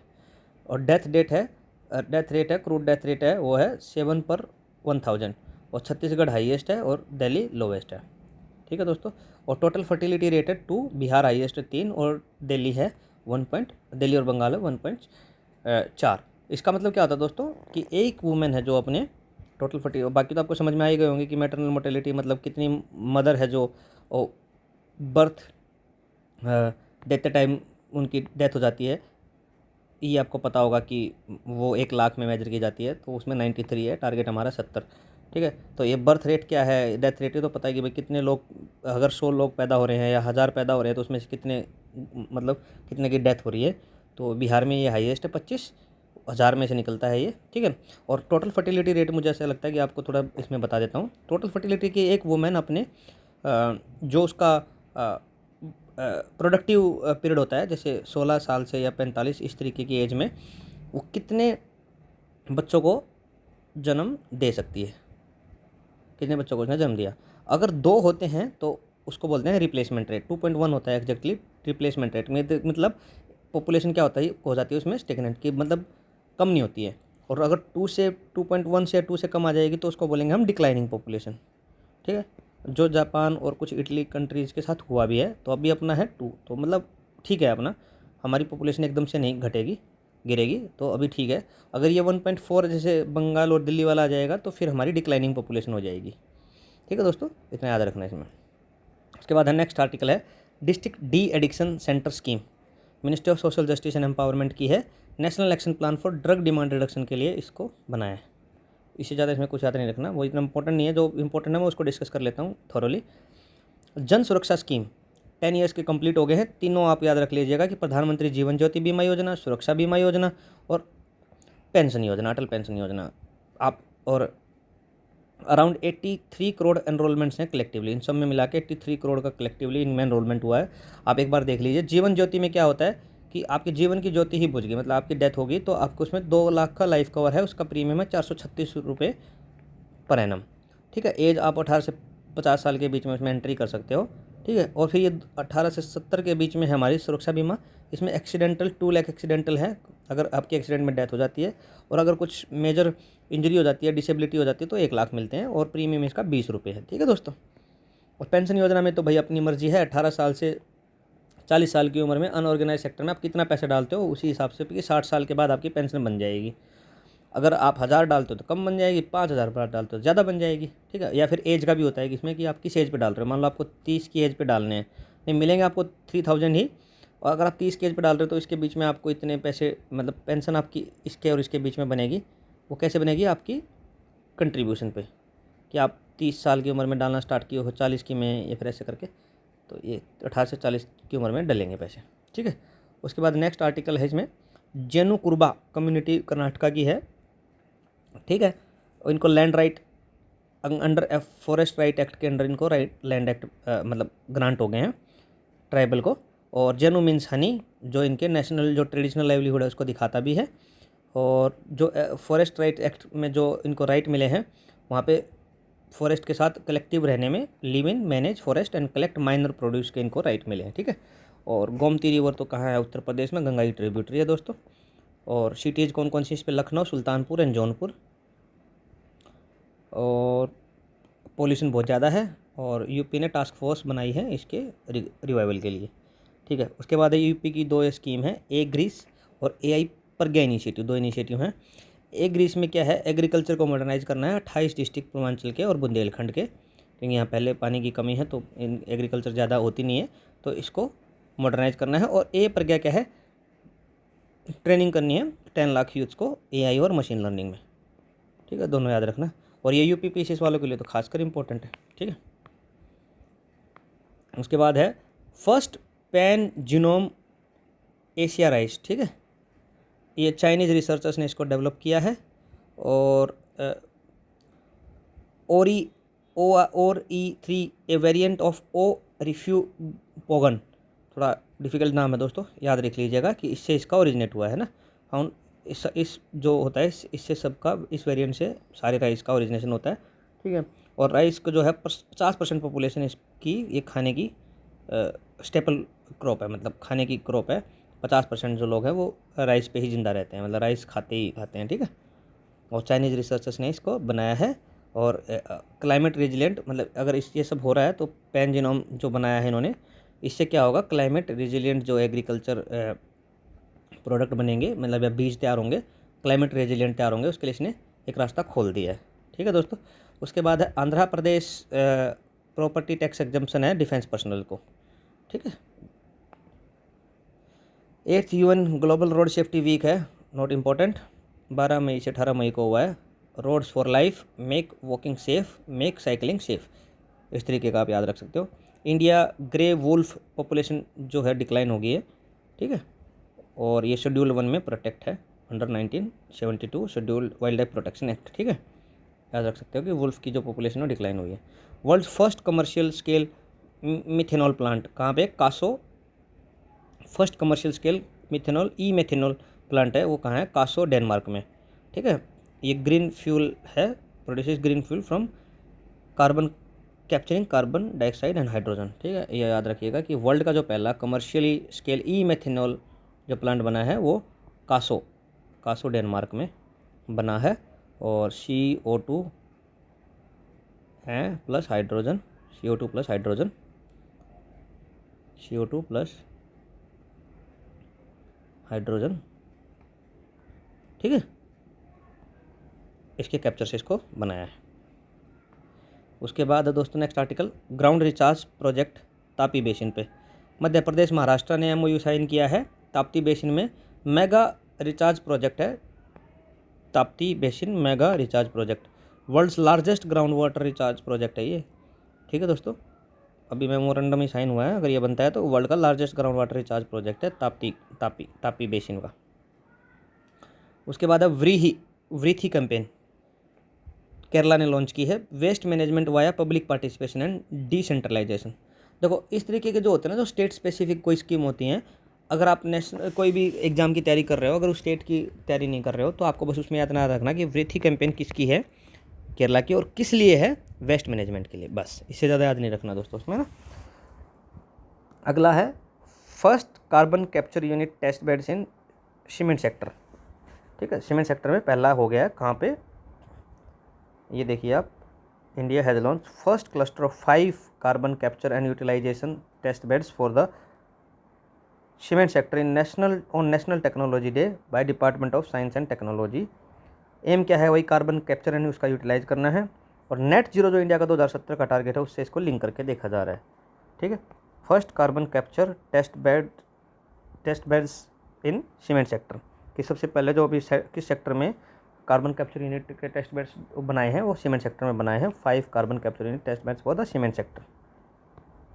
जोस पेपे म्यूजिका, ये क्या है, उरुग्वे के जो प्रेसिडेंट हैं, वो 89 की एज में उनकी डेथ हो गई है। ठीक है दोस्तों, वर्ल्ड्स पुअरेस्ट प्रेसिडेंट के नाम से इनको जाना जाता है, वर्ल्ड्स पुअरेस्ट प्रेसिडेंट, मतलब इतना सिंपल लाइफ स्टाइल था कि आज तक इनको सबसे गरीब प्रेसिडेंट के नाम से जाना जाता है, मतलब है ना, ये बहुत अच्छी बात है दोस्तों, एक पॉलिटिकल आदमी को इस तरीके का रखना चाहिए।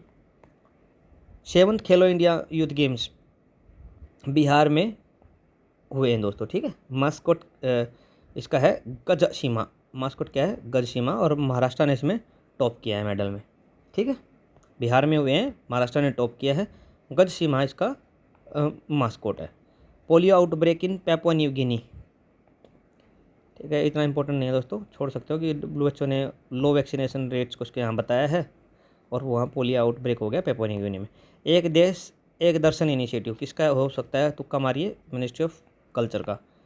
और patriotism and honouring armed forces को, ठीक है, एक देश एक दरकन इनिशिएटिव। पुष्कर कुंभ इन उत्तराखंड, पुष्कर कुंभ हुआ है 12 साल में बद्रीनाथ धाम पे, माना विलेज। यूपी फिल्म सिटी बनेगी नोएडा में विद बोनी कपूर कंपनी, ये इंपॉर्टेंट है यूपी पीसीस वालों के लिए। पार्शनाथ हिल्स झारखंड की हैं। समद शिखर और मरंग बुरु सेक्रेट टू जैन्स, ठीक है, ये इसके नाम पे है।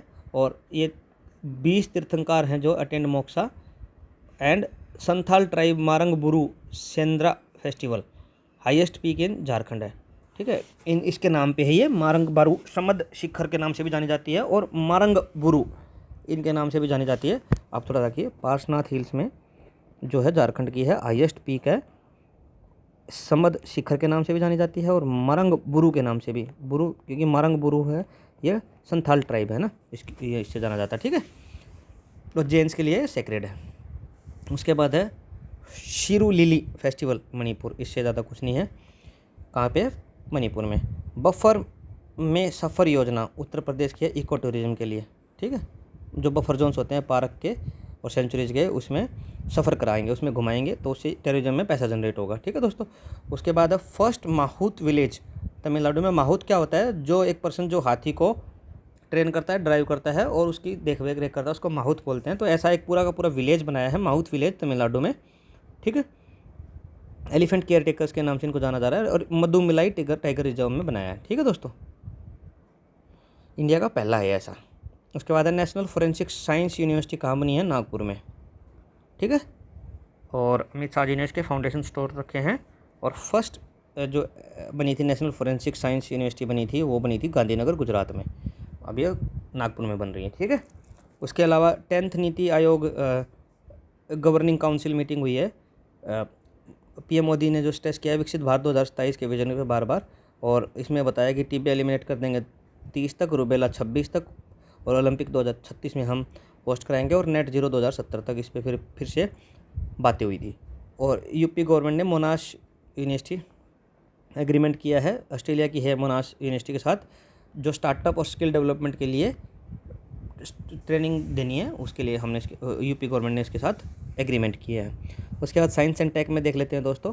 साइंस एंड टेक में क्या है, स्पेस एंड सैटेलाइट मिशंस में क्या क्या है, ये बस आगे जो इन्फॉर्मेशन है ना दोस्तों, उसको हम इस तरीके से पढ़ेंगे कि जैसे 1 लाइनर फॉर्म में, क्योंकि आप देखिए 1 घंटे का लेक्चर होने वाला है और अभी तक अपने 14 ही पेजेज हुए हैं, क्योंकि आगे जो इन्फॉर्मेशन है आप इसमें देख सोचिए कि बहुत 1 लाइनर टाइप है, कि कौन अपॉइंट हुआ है, किसका डिमाइस हुआ है, अभी कौन एग्रीमेंट हुए हैं, उन सब पे तो हम थोड़ा जल्दी जल्दी कवर करेंगे।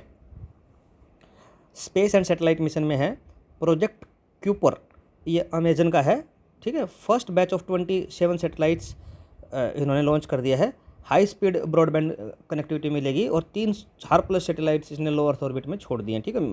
प्रोजेक्ट के ऊपर है किसका, अमेजन का। फिर है गगनयान मिशन, अनमैन्ड किसका है, इंडिया का पहला अनमैन्ड मिशन होगा। और अभी तो हमने इसको एक व्योमित्रा रोबोट भेजेंगे पहले ट्रायल बेसिस पे, ठीक है। उसके बाद है 12th global space exploration conference है, 12th global space exploration conference है, GLEX 2025 न्यू दिल्ली में हेल्ड हुई है। इसका थीम क्या है, reaching new worlds reuniting space environment. इसको थोड़ा याद करिए, फैक्चुअल इन्फॉर्मेशन है। चाइना का तो आप तियानवांग 2 मिशन जानते हो, एस्टेरॉइड सैम्पलिंग मिशन है, जो लॉन्च किया था, जो जिसने कामो ओलेवा एस्टेरॉइड जो 2016 में डिस्कवर हुआ था, इससे कुछ सैंपल कलेक्ट किए हैं, ठीक है। एस्टेरॉइड सैम्पलिंग मिशन है, इससे इसने सैंपल कलेक्ट किए हैं। ऐसे फिर बायोटेक्नोलॉजी और एग्रीकल्चर में देखते हैं हम, जिनोम एडिटेड राइस वैरायटी बनाई है, DRR धान 100 के नाम से जान जाते हैं, कमला इसका देसी नाम है। और Pusa DST rice 1 CRISPR Cas9 genome editing technology है, उसके द्वारा इसने बनाया है और पहला कंट्री बन गया है इंडिया ऐसा कुछ करने वाला, ठीक है। इससे यील्ड बनेगी, वाटर बचेगा और क्लाइमेट रेजिलेंट क्रॉप तैयार होएगी, ठीक है। उसके बाद है BHU की न्यू क्रॉप वैरायटी है, 2 राइस वैरायटीज़, मालवीय मनीला सिंचित धान है और दूसरी है मालवीय धान 105 UP, ऐसे करके आप याद रख सकते हो। और वन एक मस्टर्ड की भी है वैरायटी, मालवीय निधि। तो ये 3 चीज़ याद रखिए। मालवीय के नाम से ज़्यादा है इन्होंने रखे हैं नाम, मालवीय धान और मालवीय मनीला सिंचित धान और मालवीय निधि। ठीक है, BHU बनारस हिंदू यूनिवर्सिटी और मदन मोहन मालवीय जी का रिलेशन है ना, इसलिए मालवीय करके मालवीय धान 105 रुपये, मालवीय मनीला संचित धान और मस्टर्ड की है मालवीय निधि। ठीक है, इस तरीके से याद रख सकते हो। कश्मीर यूनिवर्सिटी ने बहुत जीन एडिटिंग में काम करते रहते हैं, पहले भी किया था। कश्मीर यूनिवर्सिटी ने फिर जीन एडिटिंग शिप बनाया है और 30% स्ट्रॉन्गर मसल्स के साथ बनाया है और इसका वेट बढ़ाया है। ठीक है, जिससे अपन ऊन वगैरह करेक्ट करते हैं ना, ये वही है शिप। और इन्होंने पहले पश्मीना गोट भी बनाया था नूरी नाम का 2012 में। अच्छे काम करते रहते हैं ये। और CRISPR-Cas9 जो हमने ऊपर डिस्कस किया है, ये क्या है, जीन एडिटिंग टेक्नोलॉजी है। ठीक है, सीजर मतलब कटिंग करनी है जीन की, जहाँ से ये CRISPR-Cas9 एडिटिंग करता है। ठीक है, आर्टिफिशियल इंटेलिजेंस और कंप्यूटिंग में क्या है न्यूज़ में, इंडिया का जो AI मिशन है 2024 वाला, 10,000 करोड़ की के लमसम इसकी लागत के बेस पे इसको लॉन्च कर दिया गया है। फर्स्ट प्रोजेक्ट इन सर्वम AI Bengaluru working on large language model LLM पे ये काम करना स्टार्ट भी हो गया है। जो इस मिशन के अंडर हमने पहला जो प्रोजेक्ट है सर्वम AI। Quantum technology research centre Delhi में बना है एडवांस्ड AI और कंप्यूटिंग रिसर्च के लिए। India's first AI enabled gold melting ATM, मतलब ATM क्या है जहाँ पे गोल्ड मिलता है ना, तो ये हैदराबाद में बना है बाय गोल्ड सिक्का private limited. Can melt evaluate and पे फॉर गोल्ड, देख रहे हो, मतलब आपका गोल्ड मेल्ट कर देगा, उसको इवेलुएट कर देगा और फिर आपको पे कर देगा पैसा। तो कभी पैसे की नौबत आए और आपके हाथ में कुछ गोल्ड का है तो रख के आप मेल्ट करके आपको पैसा दे देगा। ये हैदराबाद में इसको ATM लॉन्च हो गया है दोस्तों। अच्छी न्यूज़ है, मतलब इंटरेस्टिंग है, पेपर में आए ना, एक सेकेंडरी बात है। ठीक है, सेकेंड सेमीकंडक्टर और चिप डिज़ाइन में क्या हुआ है, first 3 nanometre chip design centre खुल गया है नोएडा और बेंगलुरु में। ठीक है, मेजरली क्या है कि 7 नैनोमीटर और 5 नैनोमीटर टेक्नोलॉजी के चिप डेवलप होंगे। आपको एक बार थोड़ा जो साइंस के बैकग्राउंड के नहीं है उनको नैनोमीटर का आइडिया दे देता हूँ। 10⁻⁻9 मीटर के आसपास होता है। ठीक है, नैनोमीटर का जो स्केल होता है 10⁻⁹ मीटर। ठीक है, समझ रहे हो दोस्तों। ठीक है, और एक स्केल जो जैसे आपका जो मीटर होता है 1000 मीटर में 1 किलोमीटर होता है, तो आप उससे आइडिया लगाइए माइनस में कितना, मतलब कितना छोटी यूनिट है ना।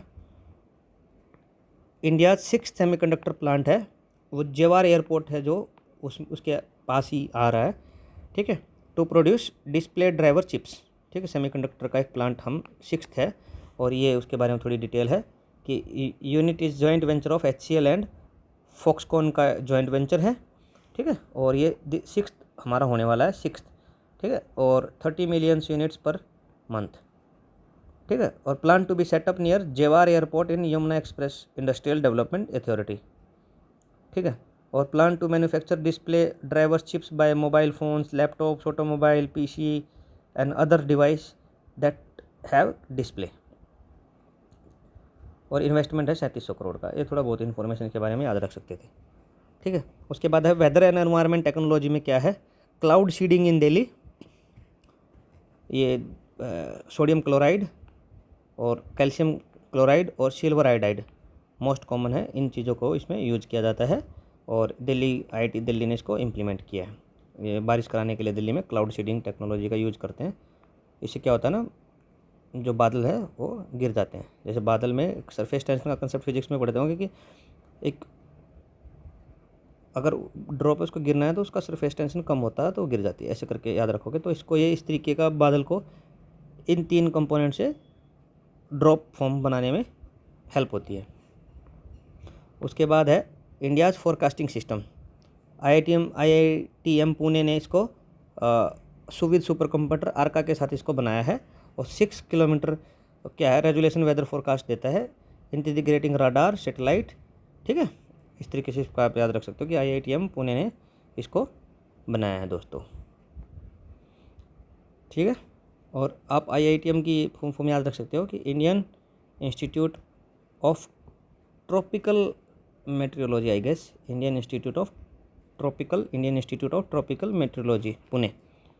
ठीक है, याद रख सकते हो, इंडियन फोरकास्टिंग सिस्टम बनाया है। ठीक है, फोरकास्टिंग से फोरकास्टिंग ऐसा ना, मेट्रोलॉजी और फोरकास्टिंग थोड़ा इस तरीके की फुल फॉर्म है, याद रख सकते हो। ठीक है, उसके बाद है इसमें global technology report. Global technology report में क्या है कि इलेक्ट्रिकल व्हीकल की जो आउटलुक रिपोर्ट है, जिसमें क्या है कि जो एक कार है, 4 कार में से टोटल 25% आज इलेक्ट्रिक व्हीकल है।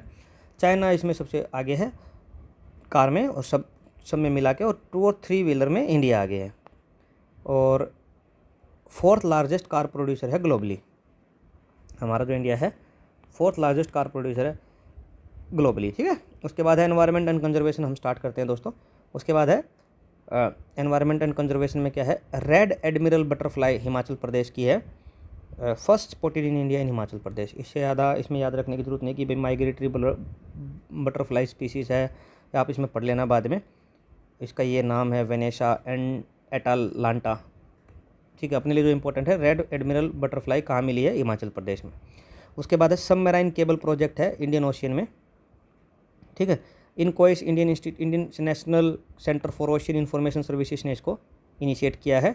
ओशियन डायनेमिक्स, सिस्मिक एक्टिविटी और सुनामी रिस्क को ट्रेड मॉनिटरिंग के लिए नहीं है दोस्तों, ये सिस्मिक एक्टिविटी, सुनामी रिस्क और ओशियंस डायनेमिक्स को स्टडी करने के लिए इसको बनाया है, ठीक है। उसके बाद है जो इनकोइस है, Indian National Centre for Ocean Information services, ये मिनिस्ट्री ऑफ अर्थ साइंस के अंडर आता है, हेडक्वार्टर इसका हैदराबाद में। उसके बाद है तसार चू कंजर्वेशन रिजर्व हिमाचल प्रदेश में, इतना याद रखना है, लार्जेस्ट कंजर्वेशन रिजर्व है स्पीति वैली में, और इसमें स्नो लियोपार्ड स्पीसीज भी पाई जाती है। 5th सच साइट इन हिमाचल प्रदेश है, इंडिया का लार्जेस्ट कंजर्वेशन, ठीक है। और वही वाइल्ड लाइफ प्रोटेक्शन एक्ट 1972 के अंदर नोटिफाई किए जाते हैं। याला ग्लेशियर नेपाल में, बात खत्म। एशियाज फर्स्ट डेड ग्लेशियर है, और ये रसुआ डिस्ट्रिक्ट नेपाल में लोकेटेड है, ठीक है। उसके बाद नेक्स्ट है इसमें कि glacier disappearance link to carbon dioxide levels reaching 436 ppm level carbon dioxide इसमें रीच हो गया, ठीक है। Nepal lies in Himalayan glacial system, और ये वर्ल्ड का 3rd largest ice reserve after poles है, ठीक है। ये हिमालयन जो है, ये पोल्स के बाद 3rd largest ice reserve system है, आइस रिजर्व है। 2 तो पोल हो गए, तीसरा अपना ये हुआ, ठीक है, याला ग्लेशियर, डेड ग्लेशियर, ठीक है। ओलिव लिडरेटर कंजर्वेशन ऑपरेशन ओलिविया किसका होगा, इंडियन कोस्ट गार्ड का है ओडिशा में। ओलिव रिसिकुला जो रिवर है ना, उसके माउथ पे ये मिलते हैं, और ये गृहमाथा, उड़ीसा का गृहमाथा बीच है, वो इसका world largest rookery of olive ridley है। ओलिव रिडले की जो लार्जेस्ट मिलते हैं जहाँ पे, वो गृहमाथा बीच है उड़ीसा का, और ऋषिकुल्या रिवर के माउथ पे है। और एक ये वो करते हैं एरीबाड़ा आपने पढ़ा होगा, एक एक्टिविटी होती है जो ये मेटिंग एक्टिविटी होती है मेल और फीमेल की इनकी, ठीक है। पहले क्या होते हैं, पूरे उसमें पानी में जाए हुए होते हैं, और जब इनको मेटिंग करनी होती है उसी टाइम पे ये इस पे आते हैं, बीच पे, गृहमाथा बीच पे। एरीबाड़ा उस प्रोसेस का नाम है, जितना मुझे याद है, ठीक है। Olive ridley turtle are protected under scheduled 1 wildlife protection act, देख लीजिएगा आप, है ना। उसके बाद है चगास आइलैंड डिस्प्यूट, ये तो यूके ने रिटर्न कर दिया है मॉरिशस को, पहले भी डिस्कस कर चुके हैं, ठीक है। और ये ट्रीटी ऑफ पेरिस के अंदर इसको सीड किया था ब्रिटेन में, और यहाँ लार्जेस्ट आइलैंड है डियागो गार्सिया है, जो यूएस मिलिट्री बेस भी है। पहले कंप्रिहेंसिव डिस्कस कर चुके हैं दोस्तों, हमारे जो 8 लेक्चर्स हैं ना अप्रैल तक के, तो ऐसी न्यूज़ आती रहती है, तो हमने पहले भी डिस्कस कर चुके हैं इसको। और ये किलाड़ी एक्सकेवेशन है, ये तमिलनाडु के हैं, किलाड़ी एक्सकेवेशन साइट है तमिलनाडु में, ठीक है दोस्तों। और ये वेगई रिवर के बैंक पे लोकेटेड है, और मदुरई डिस्ट्रिक्ट तमिलनाडु। और ये क्या है, इंडिया की लार्जेस्ट एक्सकेवेशन साइट है, और providing insights to ancient Tamil civilisation, और link to Sangam age settlement dating back to 6th century BC। 6th century BC में जो डेट है ना, 6th सेंचुरी BC में जो अपनी संगम डायनेस्टी रही थी, संगम एज थी, उससे लिंक किया जाता है। और खिलाड़ी एक्सकेवेशन साइट है, ये तमिलनाडु की है। इसमें इतना याद रखा जाएगा, ज़्यादा से ज़्यादा इसमें पूछा जा सकता है कि कौन सी रिवर के बैंक पे है, वेगई रिवर के बैंक पे। उसके बाद है वर्ल्ड का largest copper deposits in 30 years. 30 years में मतलब इसमें आर्टिकल में इंपॉर्टेंट याद रखने की बात है कि 30 ईयर्स में लार्जेस्ट कहाँ मिला है, अर्जेंटीना में। वैसे तो चिले ही है वर्ल्ड का लार्जेस्ट कॉपर प्रोड्यूसर, ये भी नया इमर्जिंग है, ठीक है। और कॉपर इज रिन्यूएबल एनर्जी में, इलेक्ट्रिक व्हीकल बैटरीज में, और इलेक्ट्रिकल वायरिंग में काफ़ी अच्छा रहता है, ठीक है। उसके बाद है सियांग डैम प्रोजेक्ट है अरुणाचल प्रदेश का, ठीक है। Under the constructions on Siang river upper Brahmaputra Siang dam project है अरुणाचल प्रदेश में, इतना याद रखना दोस्तों, ठीक है। उसके बाद आर्कटिक काउंसिल है, चेयरमैनशिप है, चेंज होती रही है। अब नॉर्वे ने किसको दे दी है, डेनमार्क को, ठीक है। और ये 1996 में by Ottawa declaration Arctic council बनी थी। एक्चुअल में इसमें इंपॉर्टेंट ये नहीं है कि चेयरमैन किसके पास से किसके पास गई है, नॉर्वे से या डेनमार्क के पास चली गई है। इसमें इंपॉर्टेंट ये है कि आर्कटिक काउंसिल है कहाँ पे, कौन कौन सी कंट्रीज का ये, जैसे आप देखोगे ना नॉर्थ पोल के आसपास जो Sweden, Norway, Denmark, Iceland, Greenland, ऊपर यूएसए, ये किन किन कंट्रीज का ये काउंसिल है और कौन सी डिक्लेरेशन के तहत बनी थी। ये ओटावा डिक्लेरेशन से बनी थी। और इसमें कंट्रीज कौन कौन सी हैं वो इस मैप में आप देख लीजिएगा कि इसमें 8 तो आर्कटिक नेशंस हैं और 13 प्लस इसके ऑब्जर्वर हैं, ठीक है दोस्तों। आप इसमें इतना याद रख सकते हो। और ये कौन कौन सी इसमें कंट्रीज़ हैं एक बार देख लेते हैं हम। इसमें कंट्रीज़ हैं अपनी, ये देखिए जो ब्लू हो रखी हैं, कनाडा, यूएसए, ये Greenland, Iceland, Finland, Norway, Sweden, Denmark और ये रशिया, ठीक है। ये 8 कंट्रीज़ हैं। बाकी इसमें प्लस 13 ऑब्जर्वर हैं। ऑब्जर्वर में तो हमारा इंडिया भी आता है और चाइना भी है, तो इसमें बस इससे ज़्यादा याद रखने का है नहीं दोस्तों। आगे चलते हैं। नेक्स्ट है एमपी और महाराष्ट्र का ग्राउंड रिचार्ज प्रोजेक्ट, ठीक है। दोनों ने साइन किया है MOU. World largest groundwater recharge, ये तो कर चुके हैं हम ऊपर, वो तापी बेसिन पे जो किया है, रिपीट हो गया ये। और भाखड़ा ब्यास मैनेजमेंट बोर्ड इसको इस तरीके के सिमिलर वाटर शेयरिंग प्रोजेक्ट्स को देखता है इंडिया में, ठीक है। तो इस तरीके से हमारा एक आर्टिकल इधर ख़त्म होता है। नेक्स्ट हमारा है अपॉइंटमेंट्स, अवार्ड्स और पर्सनैलिटीज़ पे, ठीक है दोस्तों। थोड़ा इसमें 5 सेकंड का ब्रेक लेने के बाद हम स्टार्ट करते हैं वापस से, ठीक है दोस्तों।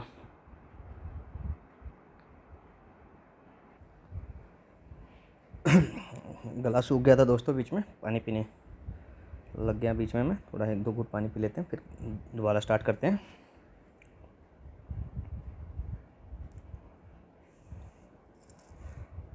ठीक है दोस्तों, अब हमारा नेक्स्ट आर्टिकल है इसमें, ये अपॉइंटमेंट्स वाला। इसमें ये जनरल प्रतीक शर्मा वाला तो हम पहले डिस्कस कर चुके हैं, ठीक है। और ये general officer commanding in chief जो होता, commanding in chief northern command के जो बने थे। उसके बाद है वी परमेश्वरम अय्यर, आईएमएफ के एग्जीक्यूटिव बोर्ड में India appointed as India's representative, हमने भेजा है उधर। ये आईएमएफ के बारे में पढ़ लीजिए। 1944 में ब्रेटन वुड्स में एस्टेब्लिश हुई थी इंडियन मॉनेटरी फंड में। हेडक्वार्टर इसका Washington DC. India founding member है। और हमारा 2.63 वोटिंग शेयर है। इसमें इस तरीके की वोटिंग होती है कि सारी कंट्रीज़ को कंट्रीब्यूशन के हिसाब से शेयरिंग मिली हुई है। तो यूएसए इसमें 16% वोटिंग शेयर है टोटल 100 में से। और इसमें कोई भी जो फैसले लिए जाते हैं वो 80% से ऊपर पे कोई भी फैसले लिए जाएंगे। तो इसमें ऑलमोस्ट यूएसए की जो वीटो पावर है, थोड़ा ये याद रखिए, इंटरेस्टिंग फैक्ट है। मान लो इसमें यूएसए जो चीज़ चाहे वो मना कर सकता है, क्योंकि उसके पास वोटिंग शेयर है 16%। कल ये कम होकर अगर 14 आ जाएगा तब यूएसए की नहीं चलेगी ज़्यादा, ठीक है।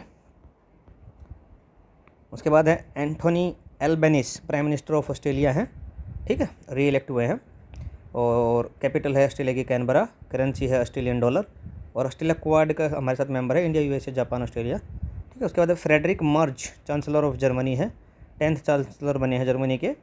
और कैपिटल क्या है जर्मनी की, बर्लिन है, करेंसी यूरो है। G7, G20, नाटो और EU का पार्ट है जर्मनी। केवी राबिया पद्मश्री अवार्डी है और सोशल वर्कर है। ये रिसेंटली इनका देहांत हो गया है, ठीक है। और ये पद्मश्री 2022 में इनको मिला था, ठीक है। और ये recognised for women's literacy and social services के लिए। पद्मा अवार्ड्स में पद्म विभूषण, पद्म भूषण और पद्मश्री होते हैं। 1954 में इंस्टीट्यूट हुए थे। सलीम सलेह बिन बारिक यमन के प्राइम मिनिस्टर बने हैं, ठीक है दोस्तों।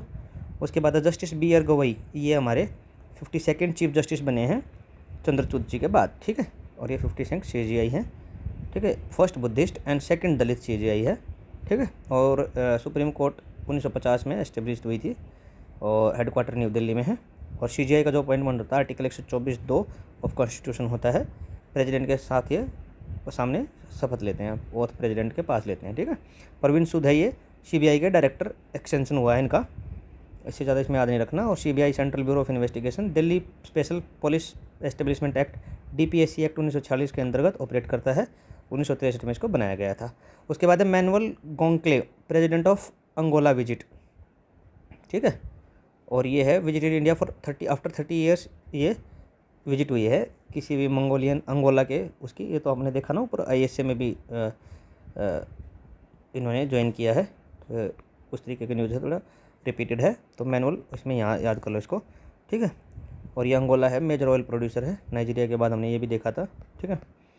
उसके बाद संजय अग्रवाल है, एस्टीमेट कमेटी के चेयरमैन है। एस्टीमेट कमेटी कहाँ पर बनती है, सब आप मैंने थोरोली एक लेक्चर जो 1 किया था, क्लास 1 किया था अप्रैल तक के करंट अफेयर में, इसमें पूरा डिस्कस किया था कि किस तरीके की कमेटी होती है, एडॉक कमेटी होती हैं, परमानेंट नेचर की हैं, तो परमानेंट नेचर में कौन कौन सी हैं, पब्लिक अकाउंट कमेटी है, एस्टीमेट कमेटी है, ऐसे करके। और एस्टीमेट्स कमेटी में जो होते हैं ओनली लोकसभा के मेंबर होते हैं, 31 इसमें मेंबर होते हैं, 30 मेंबर होते हैं, और इसमें 9 राज्यसभा मेंबर, ठीक है। तो और ये one of the 3 financial standing committee of parliament है, ठीक है। इस तरीके से आप इसको देख सकते हो, ठीक है।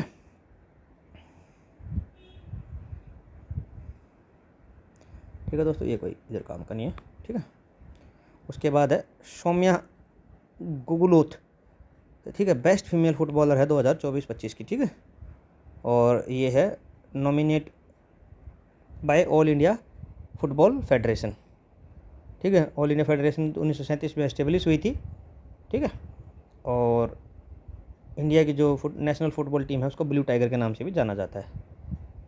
ये सौम्या गुगलोथ ये बेस्ट फीमेल फुटबॉलर है 2024-25 की, ठीक है। Nominated by all India football federation, ठीक है। ऑल इंडिया फुटबॉल फेडरेशन 1937 में। थोड़ा ये इतना ज़्यादा नहीं है दोस्तों, परीक्षा है कि कहीं कहीं जैसे एसएससी टाइप एग्जाम में या फिर यूपीपीसीएस में भी पूछे जाते हैं, ऐसी बात नहीं है यूपीपीसीएस में नहीं पूछे जाते हैं, वहाँ भी पूछे जाते हैं, तो इस तरीके की इन्फॉर्मेशन पूछी जा सकती है। उसके बाद कपिल देव है, ब्रांड एम्बेसडर बने हैं सोभो मुंबई फैशन के। Kapil Dev led India to first cricket world cup victory 1983 में, और पद्माश्री इनको 1982 में मिला था, और पद्म भूषण 1991 में मिला था, ठीक है। जस्टिस सूर्यकांत है, नालसा के एग्जीक्यूटिव चेयरमैन बने हैं, और हेडक्वार्टर नालसा का दिल्ली में है, ठीक है। और under legal service authority act 1987 के अंडर ये बनते हैं। ऐसे होते हैं कि NALSA, salsa state legal service authority, फिर नेशनल लीगल सर्विस अथॉरिटी, फिर ऐसे होता है district DALSA, district legal service authority. इसके डीएम चेयरमैन होते हैं, इसके फिर अपने हाई कोर्ट के जज होते हैं, और इसके स्टेट सुप्रीम कोर्ट के जज होते हैं, ठीक है। उसके बाद है अजय कुमार, ये यूपीएससी चेयरमैन भी बने हैं, पहले ये सेक्रेटरी थे डिफेंस मिनिस्ट्री में आई गेस, ठीक है। और यूपीएससी 1926 में एस्टेब्लिश हुई है, और यूपीएससी के जो आर्टिकल है 315 से 323 में यूपीएससी के बारे में बात होती है अपने संविधान में। महेंद्र गुज्जर, ये पैरा एथलेटिक्स में वर्ल्ड रिकॉर्ड बनाया है इन्होंने, ये अच्छा है, ठीक है। और उसमें इन्होंने F42 जेवलिन में 61.17 मीटर थ्रो किया है स्विट्ज़रलैंड में, और गोल्ड मेडल इन्होंने जीता है। और पैरालंपिक ओलंपिक गेम्स हैं वो 1960 में रोम में हुए थे, तो ठीक है। ये F42 में आई थिंक जो अपने वो थे नवदीप थे शायद, आई गेस नवदीप थे, जो F42 में ही ओलंपिक में भी गोल्ड मेडल लेके आए थे, ये शायद उन्हीं की कैटेगरी में है, लेकिन उन्होंने रिकॉर्ड बना दिया। एक बार आप चेक करके कमेंट सेक्शन में बताइए कि नवदीप का थ्रो कितने मीटर का था, ठीक है दोस्तों। उसके बाद है कुस्मियान मैनी, ये formula 2 Monaco grand prix winner हैं, ठीक है। और first Indian to win formula 2 Monaco grand prix. Formula 2 acts as a feeder series to formula 1, मतलब फार्मूला 1 बाद में होती है, उससे पहले इसकी जो फीडर सीरीज है जिससे जाते हैं फार्मूला 2 है। तो फार्मूला 2 में ये F2 मोनाको ग्रैंड प्रिक्स कुस्मियानी इंडिया के जीते हैं, इतना इंपॉर्टेंट है पर याद रखने का है दोस्तों, ठीक है। और इंडिया के जो फर्स्ट फार्मूला 1 रेसर है वो नारायण कार्तिकेयन है, ये रेसर विनर नहीं है, ठीक है, इतना याद रखिएगा। नोवाक जोकोविच ने 100th ATP टाइटल जीता है, और third after Jimmy Connors and Roger Federer, ये तीसरे आदमी हो गए 100 ATP जीतने वाले, ठीक है। और 24 ग्रैंड स्लैम हैं जोकोविच जी के पास, जो रिकॉर्ड है अभी तक का हाईएस्ट ग्रैंड स्लैम है। और ये ATP क्या है, एसोसिएशन ऑफ टेनिस प्रोफेशनल्स की है, 1972 में इसका फाउंडेशन हुआ था दोस्तों, ठीक है। उसके बाद है कामी Rita Sherpa, mount Everest, climb mount Everest for the 31st time, world record हो गया है कामी रीता शेरपा।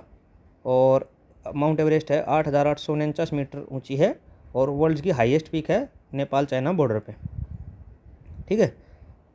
और सबसे पहले एडमुंड हिलरी और तेंजिंग नोर्गे ने इसको चढ़ा था, ठीक है, इतना याद रखना है इसमें। अच्छी न्यूज़ है दोस्तों, ये मोस्ट इंपॉर्टेंट में मैं इसको बताऊंगा, ठीक है। 31st टाइम चढ़ने वाली वर्ल्ड रिकॉर्ड हो गया। पंकज अडवाणी, ये तो CCI बिलियर्ड्स बॉल वाले हैं अपने, देखा होगा आपने बिलियर्ड्स बॉल के साथ इनका फोटो। ये पंकज अडवाणी जी हैं। 3rd consecutive CCI billiard classical title उन्होंने जीत लिया जो बम्बई में हुआ है, और इनके पास 25 वर्ल्ड चैंपियनशिप टाइटल हैं। और billiard is governed bye world billiard association, जो वर्ल्ड बिलियर्ड एसोसिएशन है उसके द्वारा इसको गवर्न किया जाता है। ठीक है, आप देखिएगा वो एक टेबल पे बॉल सी पड़ी रहती है ना, और उसको फिर एक डंडे से अपन मारते हैं, ये वो गेम है बिलियर्ड बॉल्स वाला। ठीक है, और Bhuvan Ribhu world law congress medal of honour है। ठीक है, first Indian to receive award for child right protection के लिए पहले इंडियन है जिनको ये अवार्ड मिला है। और world law congress promotes rule of law and democracy globally. और इंडिया जुवेलाइन justice act 2025 protect child right. ये थोड़ा फैक्चुअल इन्फॉर्मेशन है जो मैंने कहीं कहीं इसमें डाल दिया ताकि आप लोगों को याद रहे कि भाई इंडिया का जो जुवेलाइन जस्टिस एक्ट है वो चाइल्ड राइट प्रोटेक्ट करता है। और वैसे तो इन्फॉर्मेशन इसमें यही काम किया है कि भाई फर्स्ट इंडियन है जो इस अवार्ड को पाने वाले हैं चाइल्ड राइट प्रोटेक्शन में, world law congress medal of honour में, भुवन रिभु। उसके बाद है मरियंगेला हुंगिरिया, ये वर्ल्ड फूड प्राइज मिला है इसको, नोबेल प्राइज ऑफ उसका भी बोलते हैं, Nobel prize of food and agriculture बोलते हैं। और ये नॉर्मन बार्लो जो उन्होंने इसको स्टार्ट किया था वर्ल्ड फूड प्राइज को। ठीक है, तो और ये ब्राज़ीलियन माइक्रोबायोलॉजिस्ट हैं जिनको ये अवार्ड मिला है। काम क्या था, इन्होंने बायोलॉजिकली नाइट्रोजन फिक्सेशन किया था। ठीक है, research on biological nitrogen fixation के लिए इनको ये मिला है। Doctor MR Srinivasan nuclear scientist हैं जिनका भी देहांत हो गया है। ठीक है, चेयरमैन भी रहे हैं atomic energy commission of India के। और इंडिया का जो न्यूक्लियर प्रोग्राम है वो डॉक्टर होमी जहांगीर बाबा के अंडर स्टार्ट हुआ था। ठीक है दोस्तों, विश्वनाथ कार्तिकेय 7 समिट रिकॉर्ड हो गया है। साथ के साथ इन्होंने समिट जो वर्ल्ड में है ना, जैसे हर कॉन्टिनेंट की एक टॉप की समिट है, तो अब बताइए अपने एशिया की कौन सी है, बताइए, माउंट एवरेस्ट।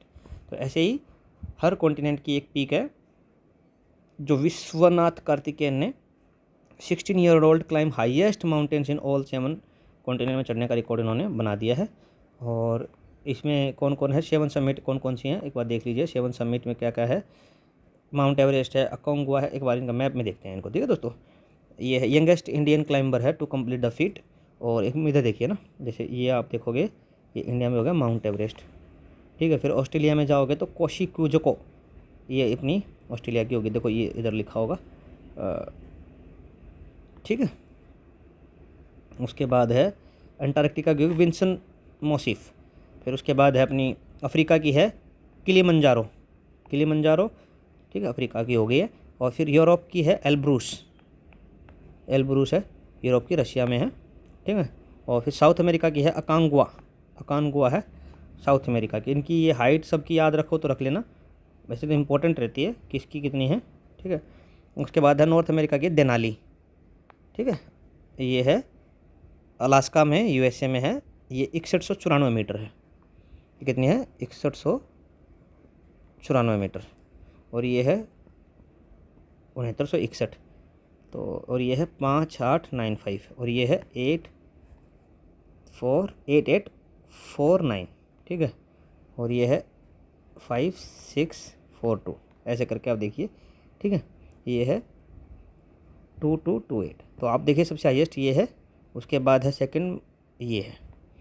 तो पहले पे अपनी माउंट एवरेस्ट, फिर इसकी साउथ अमेरिका की जो हाईएस्ट है वो है अकांगुआ जो 6961 है, बहुत ज़्यादा डिफरेंस है। ठीक है दोस्तों, उसके बाद है राजा कुमारी, अमेरिकन म्यूजिक अवार्ड है, इंडियन ओरिजिन है आर्टिस्ट जिसको अमेरिकन म्यूजिक अवार्ड मिला है।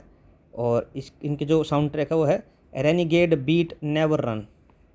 ठीक है, और ये इतना इंपॉर्टेंट नहीं है कि कब अमेरिकन म्यूजिक अवार्ड स्टार्ट हुए, ये सब अपने काम का नहीं है। जो इंडिया के इस तरीके के अवार्ड है वो काम के हैं, बाहर का तो बस ये राजा कुमारी को मिला है, ये काम का है। गीता समोटा CISF ऑफिसर है, माउंट एवरेस्ट इन्होंने क्लाइंब कर दिया है। ठीक है, इतना याद रखना है। और ये CISF की ऑफिसर है। ठीक है, उसके बाद है डॉक्टर सुभन्ना अयप्पन, पद्माश्री अवार्ड है, रिसेंटली पास हो गई है। और ये साइंटिस्ट थे जो ब्लू रेवोल्यूशन के साथ भी एसोसिएटेड थी। ठीक है दोस्तों, उसके बाद है इनको पद्माश्री मिला था 2022 में। तो एक बार आप इन रेवोल्यूशंस को भी सबको देख लीजिएगा, जैसे ग्रीन रेवोल्यूशन है, फिर रेड के लिए रेड रेवोल्यूशन है, पोटैटो के लिए ऐसे कुछ ऐसे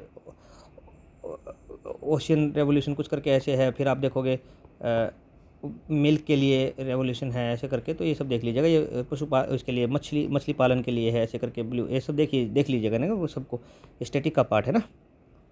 ये फिश प्रोडक्शन के लिए और एक्वाकल्चर के लिए, देखो ना मैं बता रहा था कि ब्लू पानी से रिलेटेड है और मैराइन के लिए है, फिश प्रोडक्शन एंड एक्वाकल्चर के लिए है। तो ऐसे ही डिफरेंट एग्रीकल्चरल प्रोडक्ट के लिए और एक्वाकल्चर के लिए आपका अलग अलग इस तरीके का रेवोल्यूशन है। जैसे वीट के प्रोडक्शन को बढ़ाने के लिए, राइस के प्रोडक्शन को बढ़ाने के लिए क्या बनाया था, ऐसे ग्रीन रेवोल्यूशन। तो ऐसे तरीके आप सब देखिए ना। वाइट रेवोल्यूशन मिल्क के लिए था कि कुरियन जी अपने एसोसिएटेड थे, तो आप देख लीजिएगा ना। AI anchor Ankita, Assam government ने इसको लॉन्च किया है। इससे ज़्यादा इसमें इंपॉर्टेंट बस इतना ये है कि AI एंकर अंकिता और इस तरीके के AI एंकर, AI क्रिस और AI भूमि भी इन्होंने लॉन्च किए हैं। ठीक है, असम के CM हेमंता बिस्वा शर्मा जी ने। First AI news anchor in India was introduced in Odisha. ये ओडिशा में पहला था, लेकिन ये पहला नहीं, आप इतना याद रखिए। ठीक है, उसके बाद है SLR श्रीहरि, और ये ग्रैंड मास्टर है, इंडिया के 86 चेस ग्रैंड मास्टर। ठीक है, और इंडिया के जो पहले ग्रैंड मास्टर थे वो थे विश्वनाथन आनंद जी, जो 1988 में बने थे। ठीक है, और ये FIDE के अंडर ये रैंकिंग मिलती है। FIDE जो है वर्ल्ड चेस फेडरेशन जो है वो 1924 में बनी थी। ठीक है, ये अभी इंडियन जो है वो चेस में डोमिनेट कर रहे हैं डाउन साउथ से। आप देखोगे हमने जो वर्ल्ड कप जीता है वो वुमेन में भी जीता, मैन में भी जीता। फिर गुकेश जी ने अभी मैग्नस कार्लसन को 2 बार हरा चुके हैं, प्रज्ञानंदा जी ने भी 2 बार हरा चुके हैं मैग्नस को। तो इस तरीके का आप याद रख सकते हो कि इंडियन चेस जो अभी फ्लोरिशिंग है और काफ़ी अच्छा कर रहे हैं इंडिया चेस में। ठीक है, तो ये 86 ग्रैंड मास्टर हमने बन गए हैं। ठीक है, एक रेटिंग होती है दोस्तों, जैसे ग्रैंड मास्टर कब काउंट होता है, जैसे 2500 FIDE रेटिंग के ऊपर चले जाएंगे। एग्जैक्ट तो मुझे याद नहीं है, पर 2500 ऐसे याद रख सकते हैं कि 2500 रेटिंग के बाद अगर जाएंगे तो उसको ग्रैंड मास्टर बोल देते हैं। ठीक है, ऐसे करके आप याद रख सकते हो। तो 2500 रेटिंग वाले कितने हैं, जैसे अभी गुकेश की चल रही होगी 7228, 2728 है। 2830 जो FIDE रेटिंग है वो मैग्नस कार्लसन की है, जो रैंक 1 है। ठीक है, 2800 से ऊपर 3 ही लोग हैं, ऐसे करके आप याद रख सकते हो। ठीक है, और ये 58 ज्ञानपीठ अवार्ड मिले हैं अभी 2025 में, और इसमें 25 में मिले हैं, लेकिन ये 58 मिले 22 और 23 के लिए हैं। तो इसमें 3 लोग हैं जो 59th में भी अभी मिले हैं, विनोद कुमार शुक्ला जी को, और 58 में गुलजार जी और राम भद्राचारी जी को। ठीक है, ये ज्ञानपीठ अवार्ड मिले हैं। आपने फ़ोटो भी देखा होगा द्रौपदी मुर्मू जी का राम भद्राचारी जी के साथ। ठीक है, और ये 1961 में एस्टेब्लिश हुए थे, हाईएस्ट लिटरेरी अवार्ड है। ठीक है, 22 शेड्यूल लैंग्वेज में मिलता है, और इंग्लिश और राजस्थानी इसमें एक्स्ट्रा है। तो 24 टोटल इसमें याद रखिएगा कि इसमें खाली 8 शेड्यूल नहीं है, 22 plus English plus Rajasthani, 24 language total हो जाती है। ये इसमें इंपॉर्टेंट फैक्ट याद रखने का है दोस्तों। ठीक है, उसके बाद है इंफ्रास्ट्रक्चरल एंड डेवलपमेंट प्रोजेक्ट में स्टार्ट करते हैं क्या है। और हाँ भी देखिए, थिलांग सिलचर कॉरिडोर। ठीक है, ये NH06 जो मेघालय टू आसाम है, बस इतना याद रखना है। इससे ज़्यादा इसमें वैसे इतना इंपॉर्टेंट भी नहीं है ये, क्योंकि स्टेट स्पेसिफिक नेशनल हाईवे बन रहे हैं, और ऐसे तो कितने हज़ारों मतलब कितने 100+ हाईवे हैं, और तो सबको याद रखने बैठोगे तो इतना थोड़ी अपन मेमोरी में याद रख पाएंगे। तो इतना इंपॉर्टेंट नहीं है, बट आप इतना याद रखिए फिर भी कि तिलांग सिलचर कॉरिडोर है, ये मेघालय टू आसाम है। ठीक है, इतना याद रख सकते हो। थोड़ा बहुत इसमें देखना है तो आप बाद में अपने आप से भी देख सकते हो। उसके बाद है विंझियाम पोर्ट। ठीक है, ये इंटरनेशनल डीप वाटर सी मल्टीपर्पज़ पोर्ट है तिरुवनंतपुरम केरला में। ठीक है, और ये फर्स्ट डेडिकेटेड ट्रांसशिपमेंट पोर्ट होगा। ठीक है, और semi automated port public private partnership में बनेगा। ठीक है, और Vizhinjam is close to international shipment route 10 nautical miles away. ठीक है, इंडियाज़ लॉन्गेस्ट कोस्ट लाइन है भी, ये भी अपनी अपग्रेड हो गई है। पहले 7,800 कुछ मानते थे अपन, ये 11,000 कुछ हो गई है। वो भी आर्टिकल आएगा, डिस्कस करेंगे।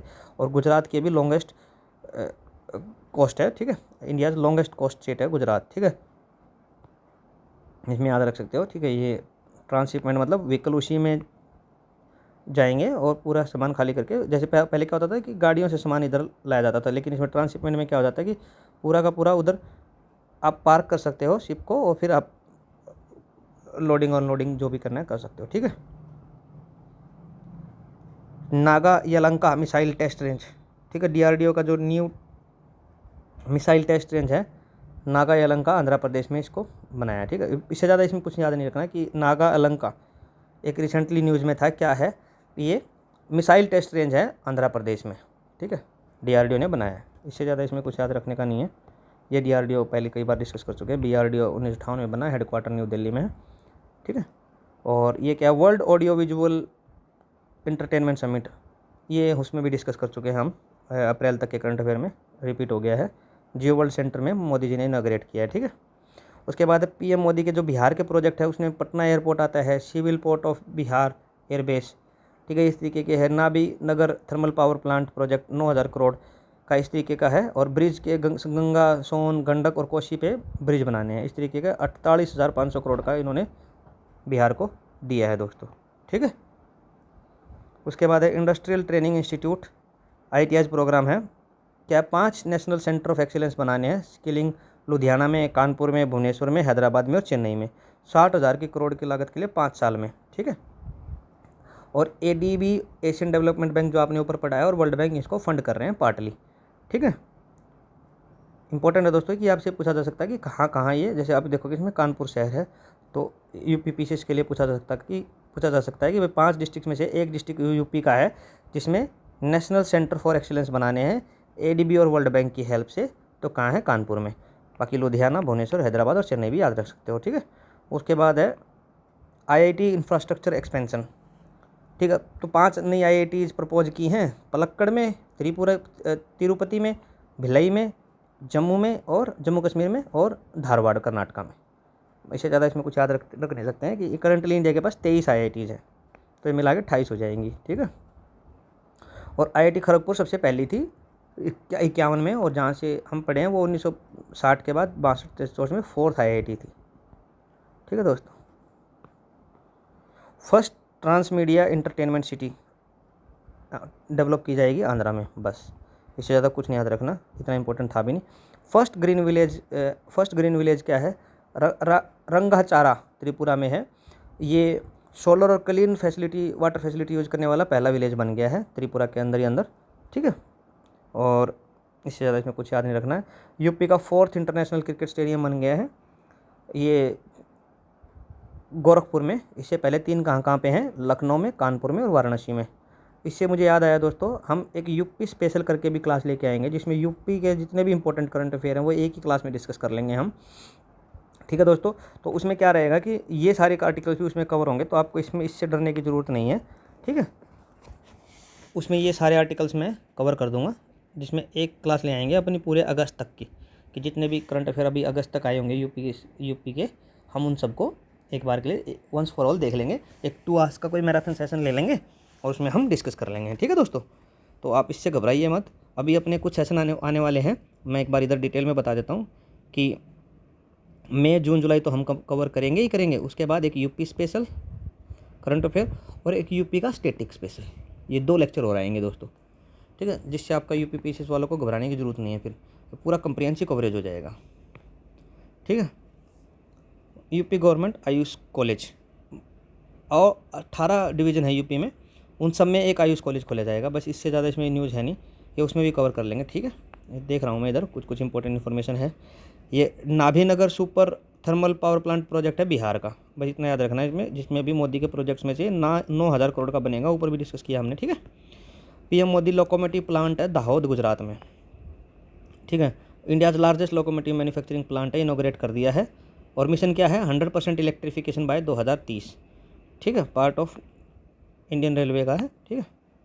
इलेक्ट्रिक लोकोमोटिव फ्रेट मूवमेंट को प्रोड्यूस करेंगे, ठीक है। First vistadome jungle safari train Dudhwa tiger reserve में, ठीक है, लॉन्च की है। और कतरनिया घाट को किशनपुर से, है ना, कतरनिया घाट वाइल्ड लाइफ सेंचुरी को किशनपुर वाइल्ड लाइफ सेंचुरी से कनेक्ट कर देंगे, ठीक है, ठीक है दोस्तों। उसके बाद ये दुधवा टाइगर रिजर्व उत्तर प्रदेश में है, तो ये इंपॉर्टेंट हो गया आपके लिए, जैसे उत्तर प्रदेश आया है, और पार्ट ऑफ तराई इकोसिस्टम है। India has 54 tiger reserve, project tiger 1973 में, जिसके अंडर हमने टाइगर रिजर्व को रिकॉग्नाइज करना स्टार्ट किया था, ठीक है।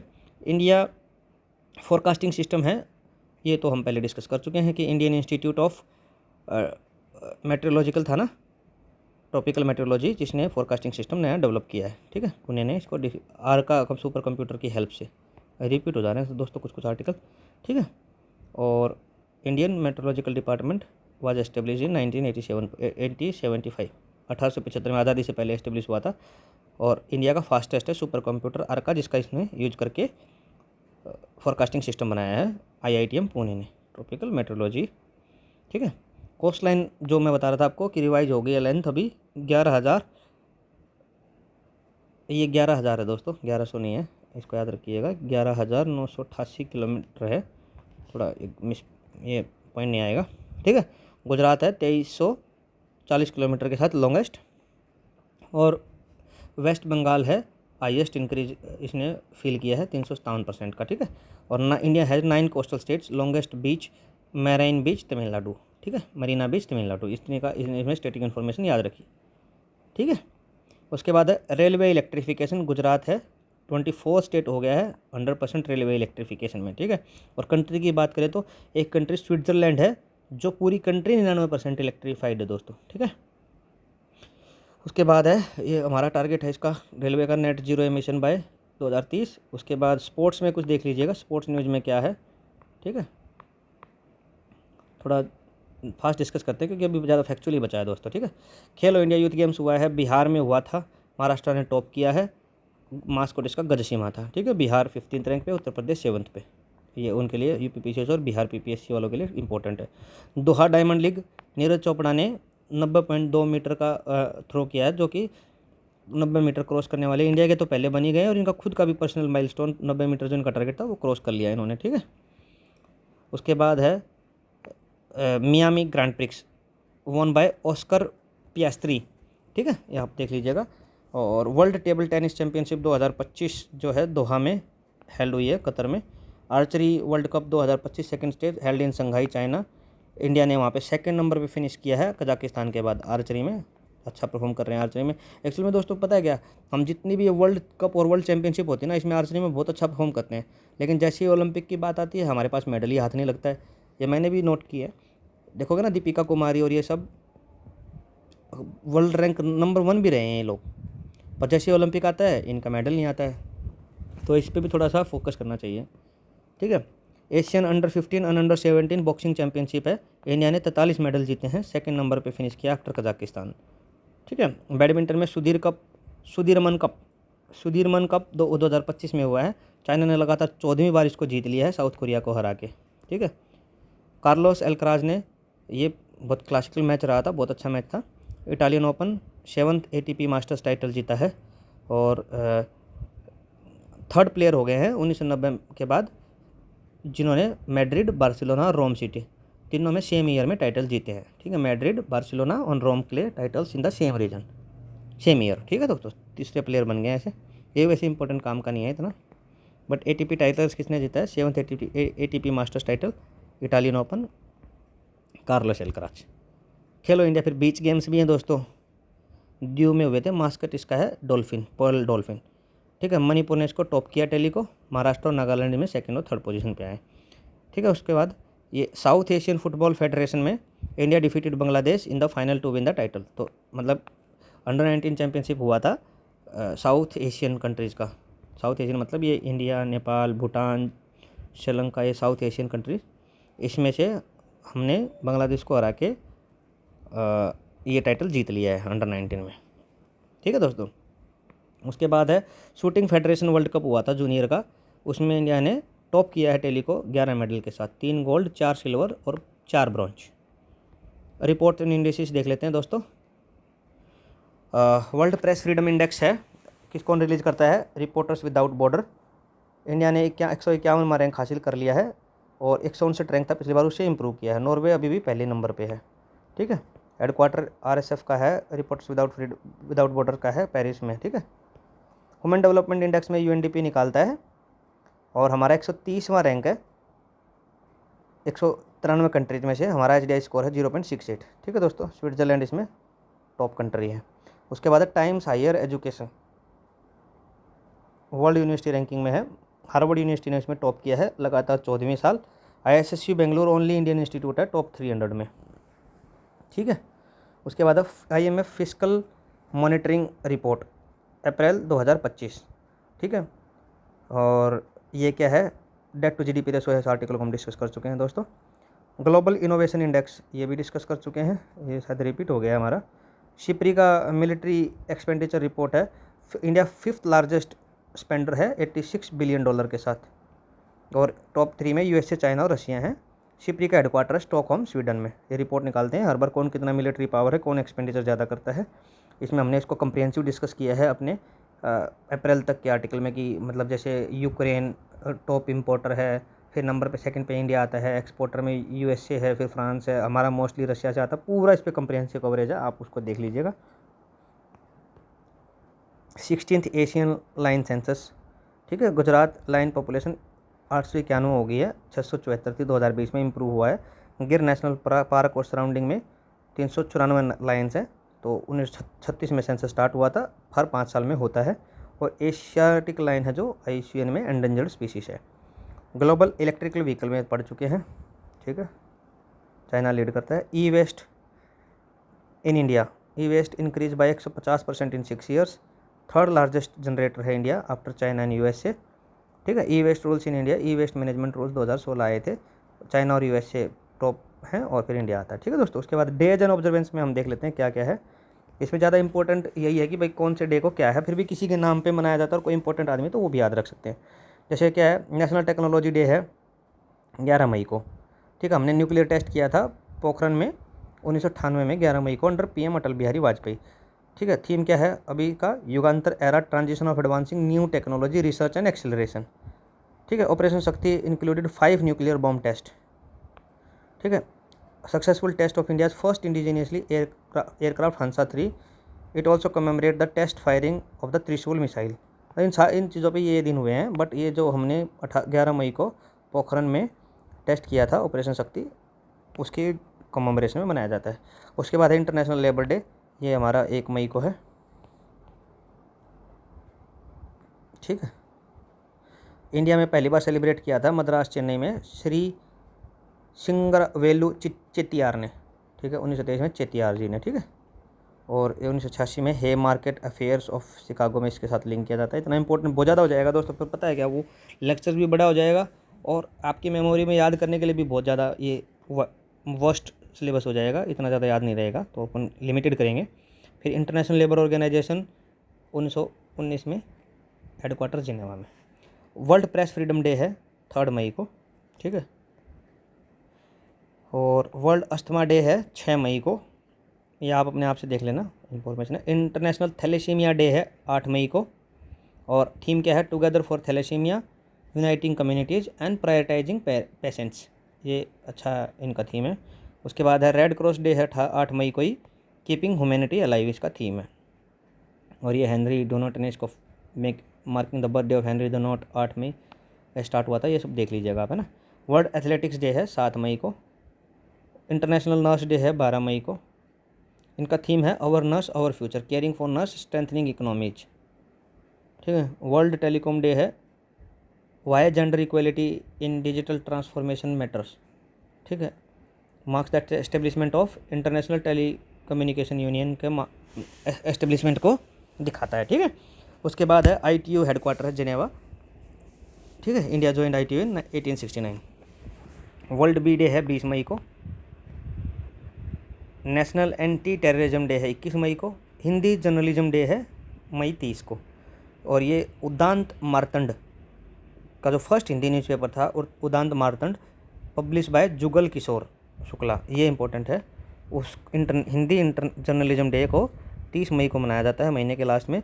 उदांत मार्तंड जो न्यूज़पेपर है, फर्स्ट हिंदी न्यूज़पेपर उदांत मार्तंड, और जो पंडित जुगल किशोर ने शुक्ला ने कोलकाता से निकाला था, उसके कमेमोरेशन में मनाया होता है, ठीक है। और एंटी नेशनल टेररिज्म डे भी अब याद रख सकते हो, राजीव गांधी का असैसिनेशन वाले दिन हुआ था, ठीक है। बाकी तो इसमें बहुत सारे डीप इन्फॉर्मेशन हो जाएगा दोस्तों, इतना याद रखने की जरूरत नहीं है। फिर कुछ मिसलेनियस आर्टिकल बचे हैं अब तो, ठीक है, कर ही देंगे दोस्तों एंड। मिसलेनियस में क्या क्या है, ह्यूमैनिटेरियन अवार्ड सोनू सूद को मिला है, और 72nd miss world festival in Hyderabad में जो हुआ उसमें मिला है, ठीक है। Miss world was first held in 19 London. India has produced 6 miss world winners. First was Rita फेरा, ठीक है, इस थोड़ा याद रख लीजिएगा, ठीक है। उसके बाद है Taliban ban chess in Afghanistan, ये इतना याद रखना है। और वर्ल्ड लीडिंग पोटैटो प्रोड्यूसर है। China is currently world's leading potato producer. आलू सबसे ज़्यादा कहाँ होते हैं? चाइना में। और इंडिया सेकंड नंबर पे है। और इंडिया में भी उत्तर प्रदेश का या मथुरा शहर यहाँ पे इसका डोमिनेशन रहता है, ठीक है। Currently contributing 15% of the global production. India aims to surpass China. हमें टारगेट भी हमारा देखो 2050 तक का है इसको सरपास करने का, इतना प्रोड्यूस करते हैं चाइना वाले, ठीक है। और पोटैटो यूपी बंगाल और बिहार, ये 3 लीडिंग प्रोड्यूसर हैं, ठीक है। उसके बाद है ये CBDC जो है डिजिटल करेंसी वाली है, RBI ने लॉन्च किया है। और ये digital review for specific use cases, ये सेंट्रल बैंक डिजिटल करेंसी है। 2022 में पायलट बेस पे इसको इंट्रोड्यूस किया था। और ये लीगल टेंडर है issued by RBI in digital form, ठीक है, ठीक है। स्पेसिफिक यूज केसेस के लिए ऐसा कोई इतना इंपॉर्टेंट नहीं, बस ये इतना याद रखना कि CBDT क्या है, लीगल टेंडर है। उसके बाद है CBSE का जो है शुगर बोर्ड इन इंडिया। ये डाइट बच्चों का क्या है, हेल्दी डाइट करें और उन सबको प्रमोट करने के लिए healthy eating habits and limit sugar intake among children, sugar board mandate किया है, ठीक है। उसके बाद है 12 मेजर पोर्ट है, ये 13 हैं दोस्तों।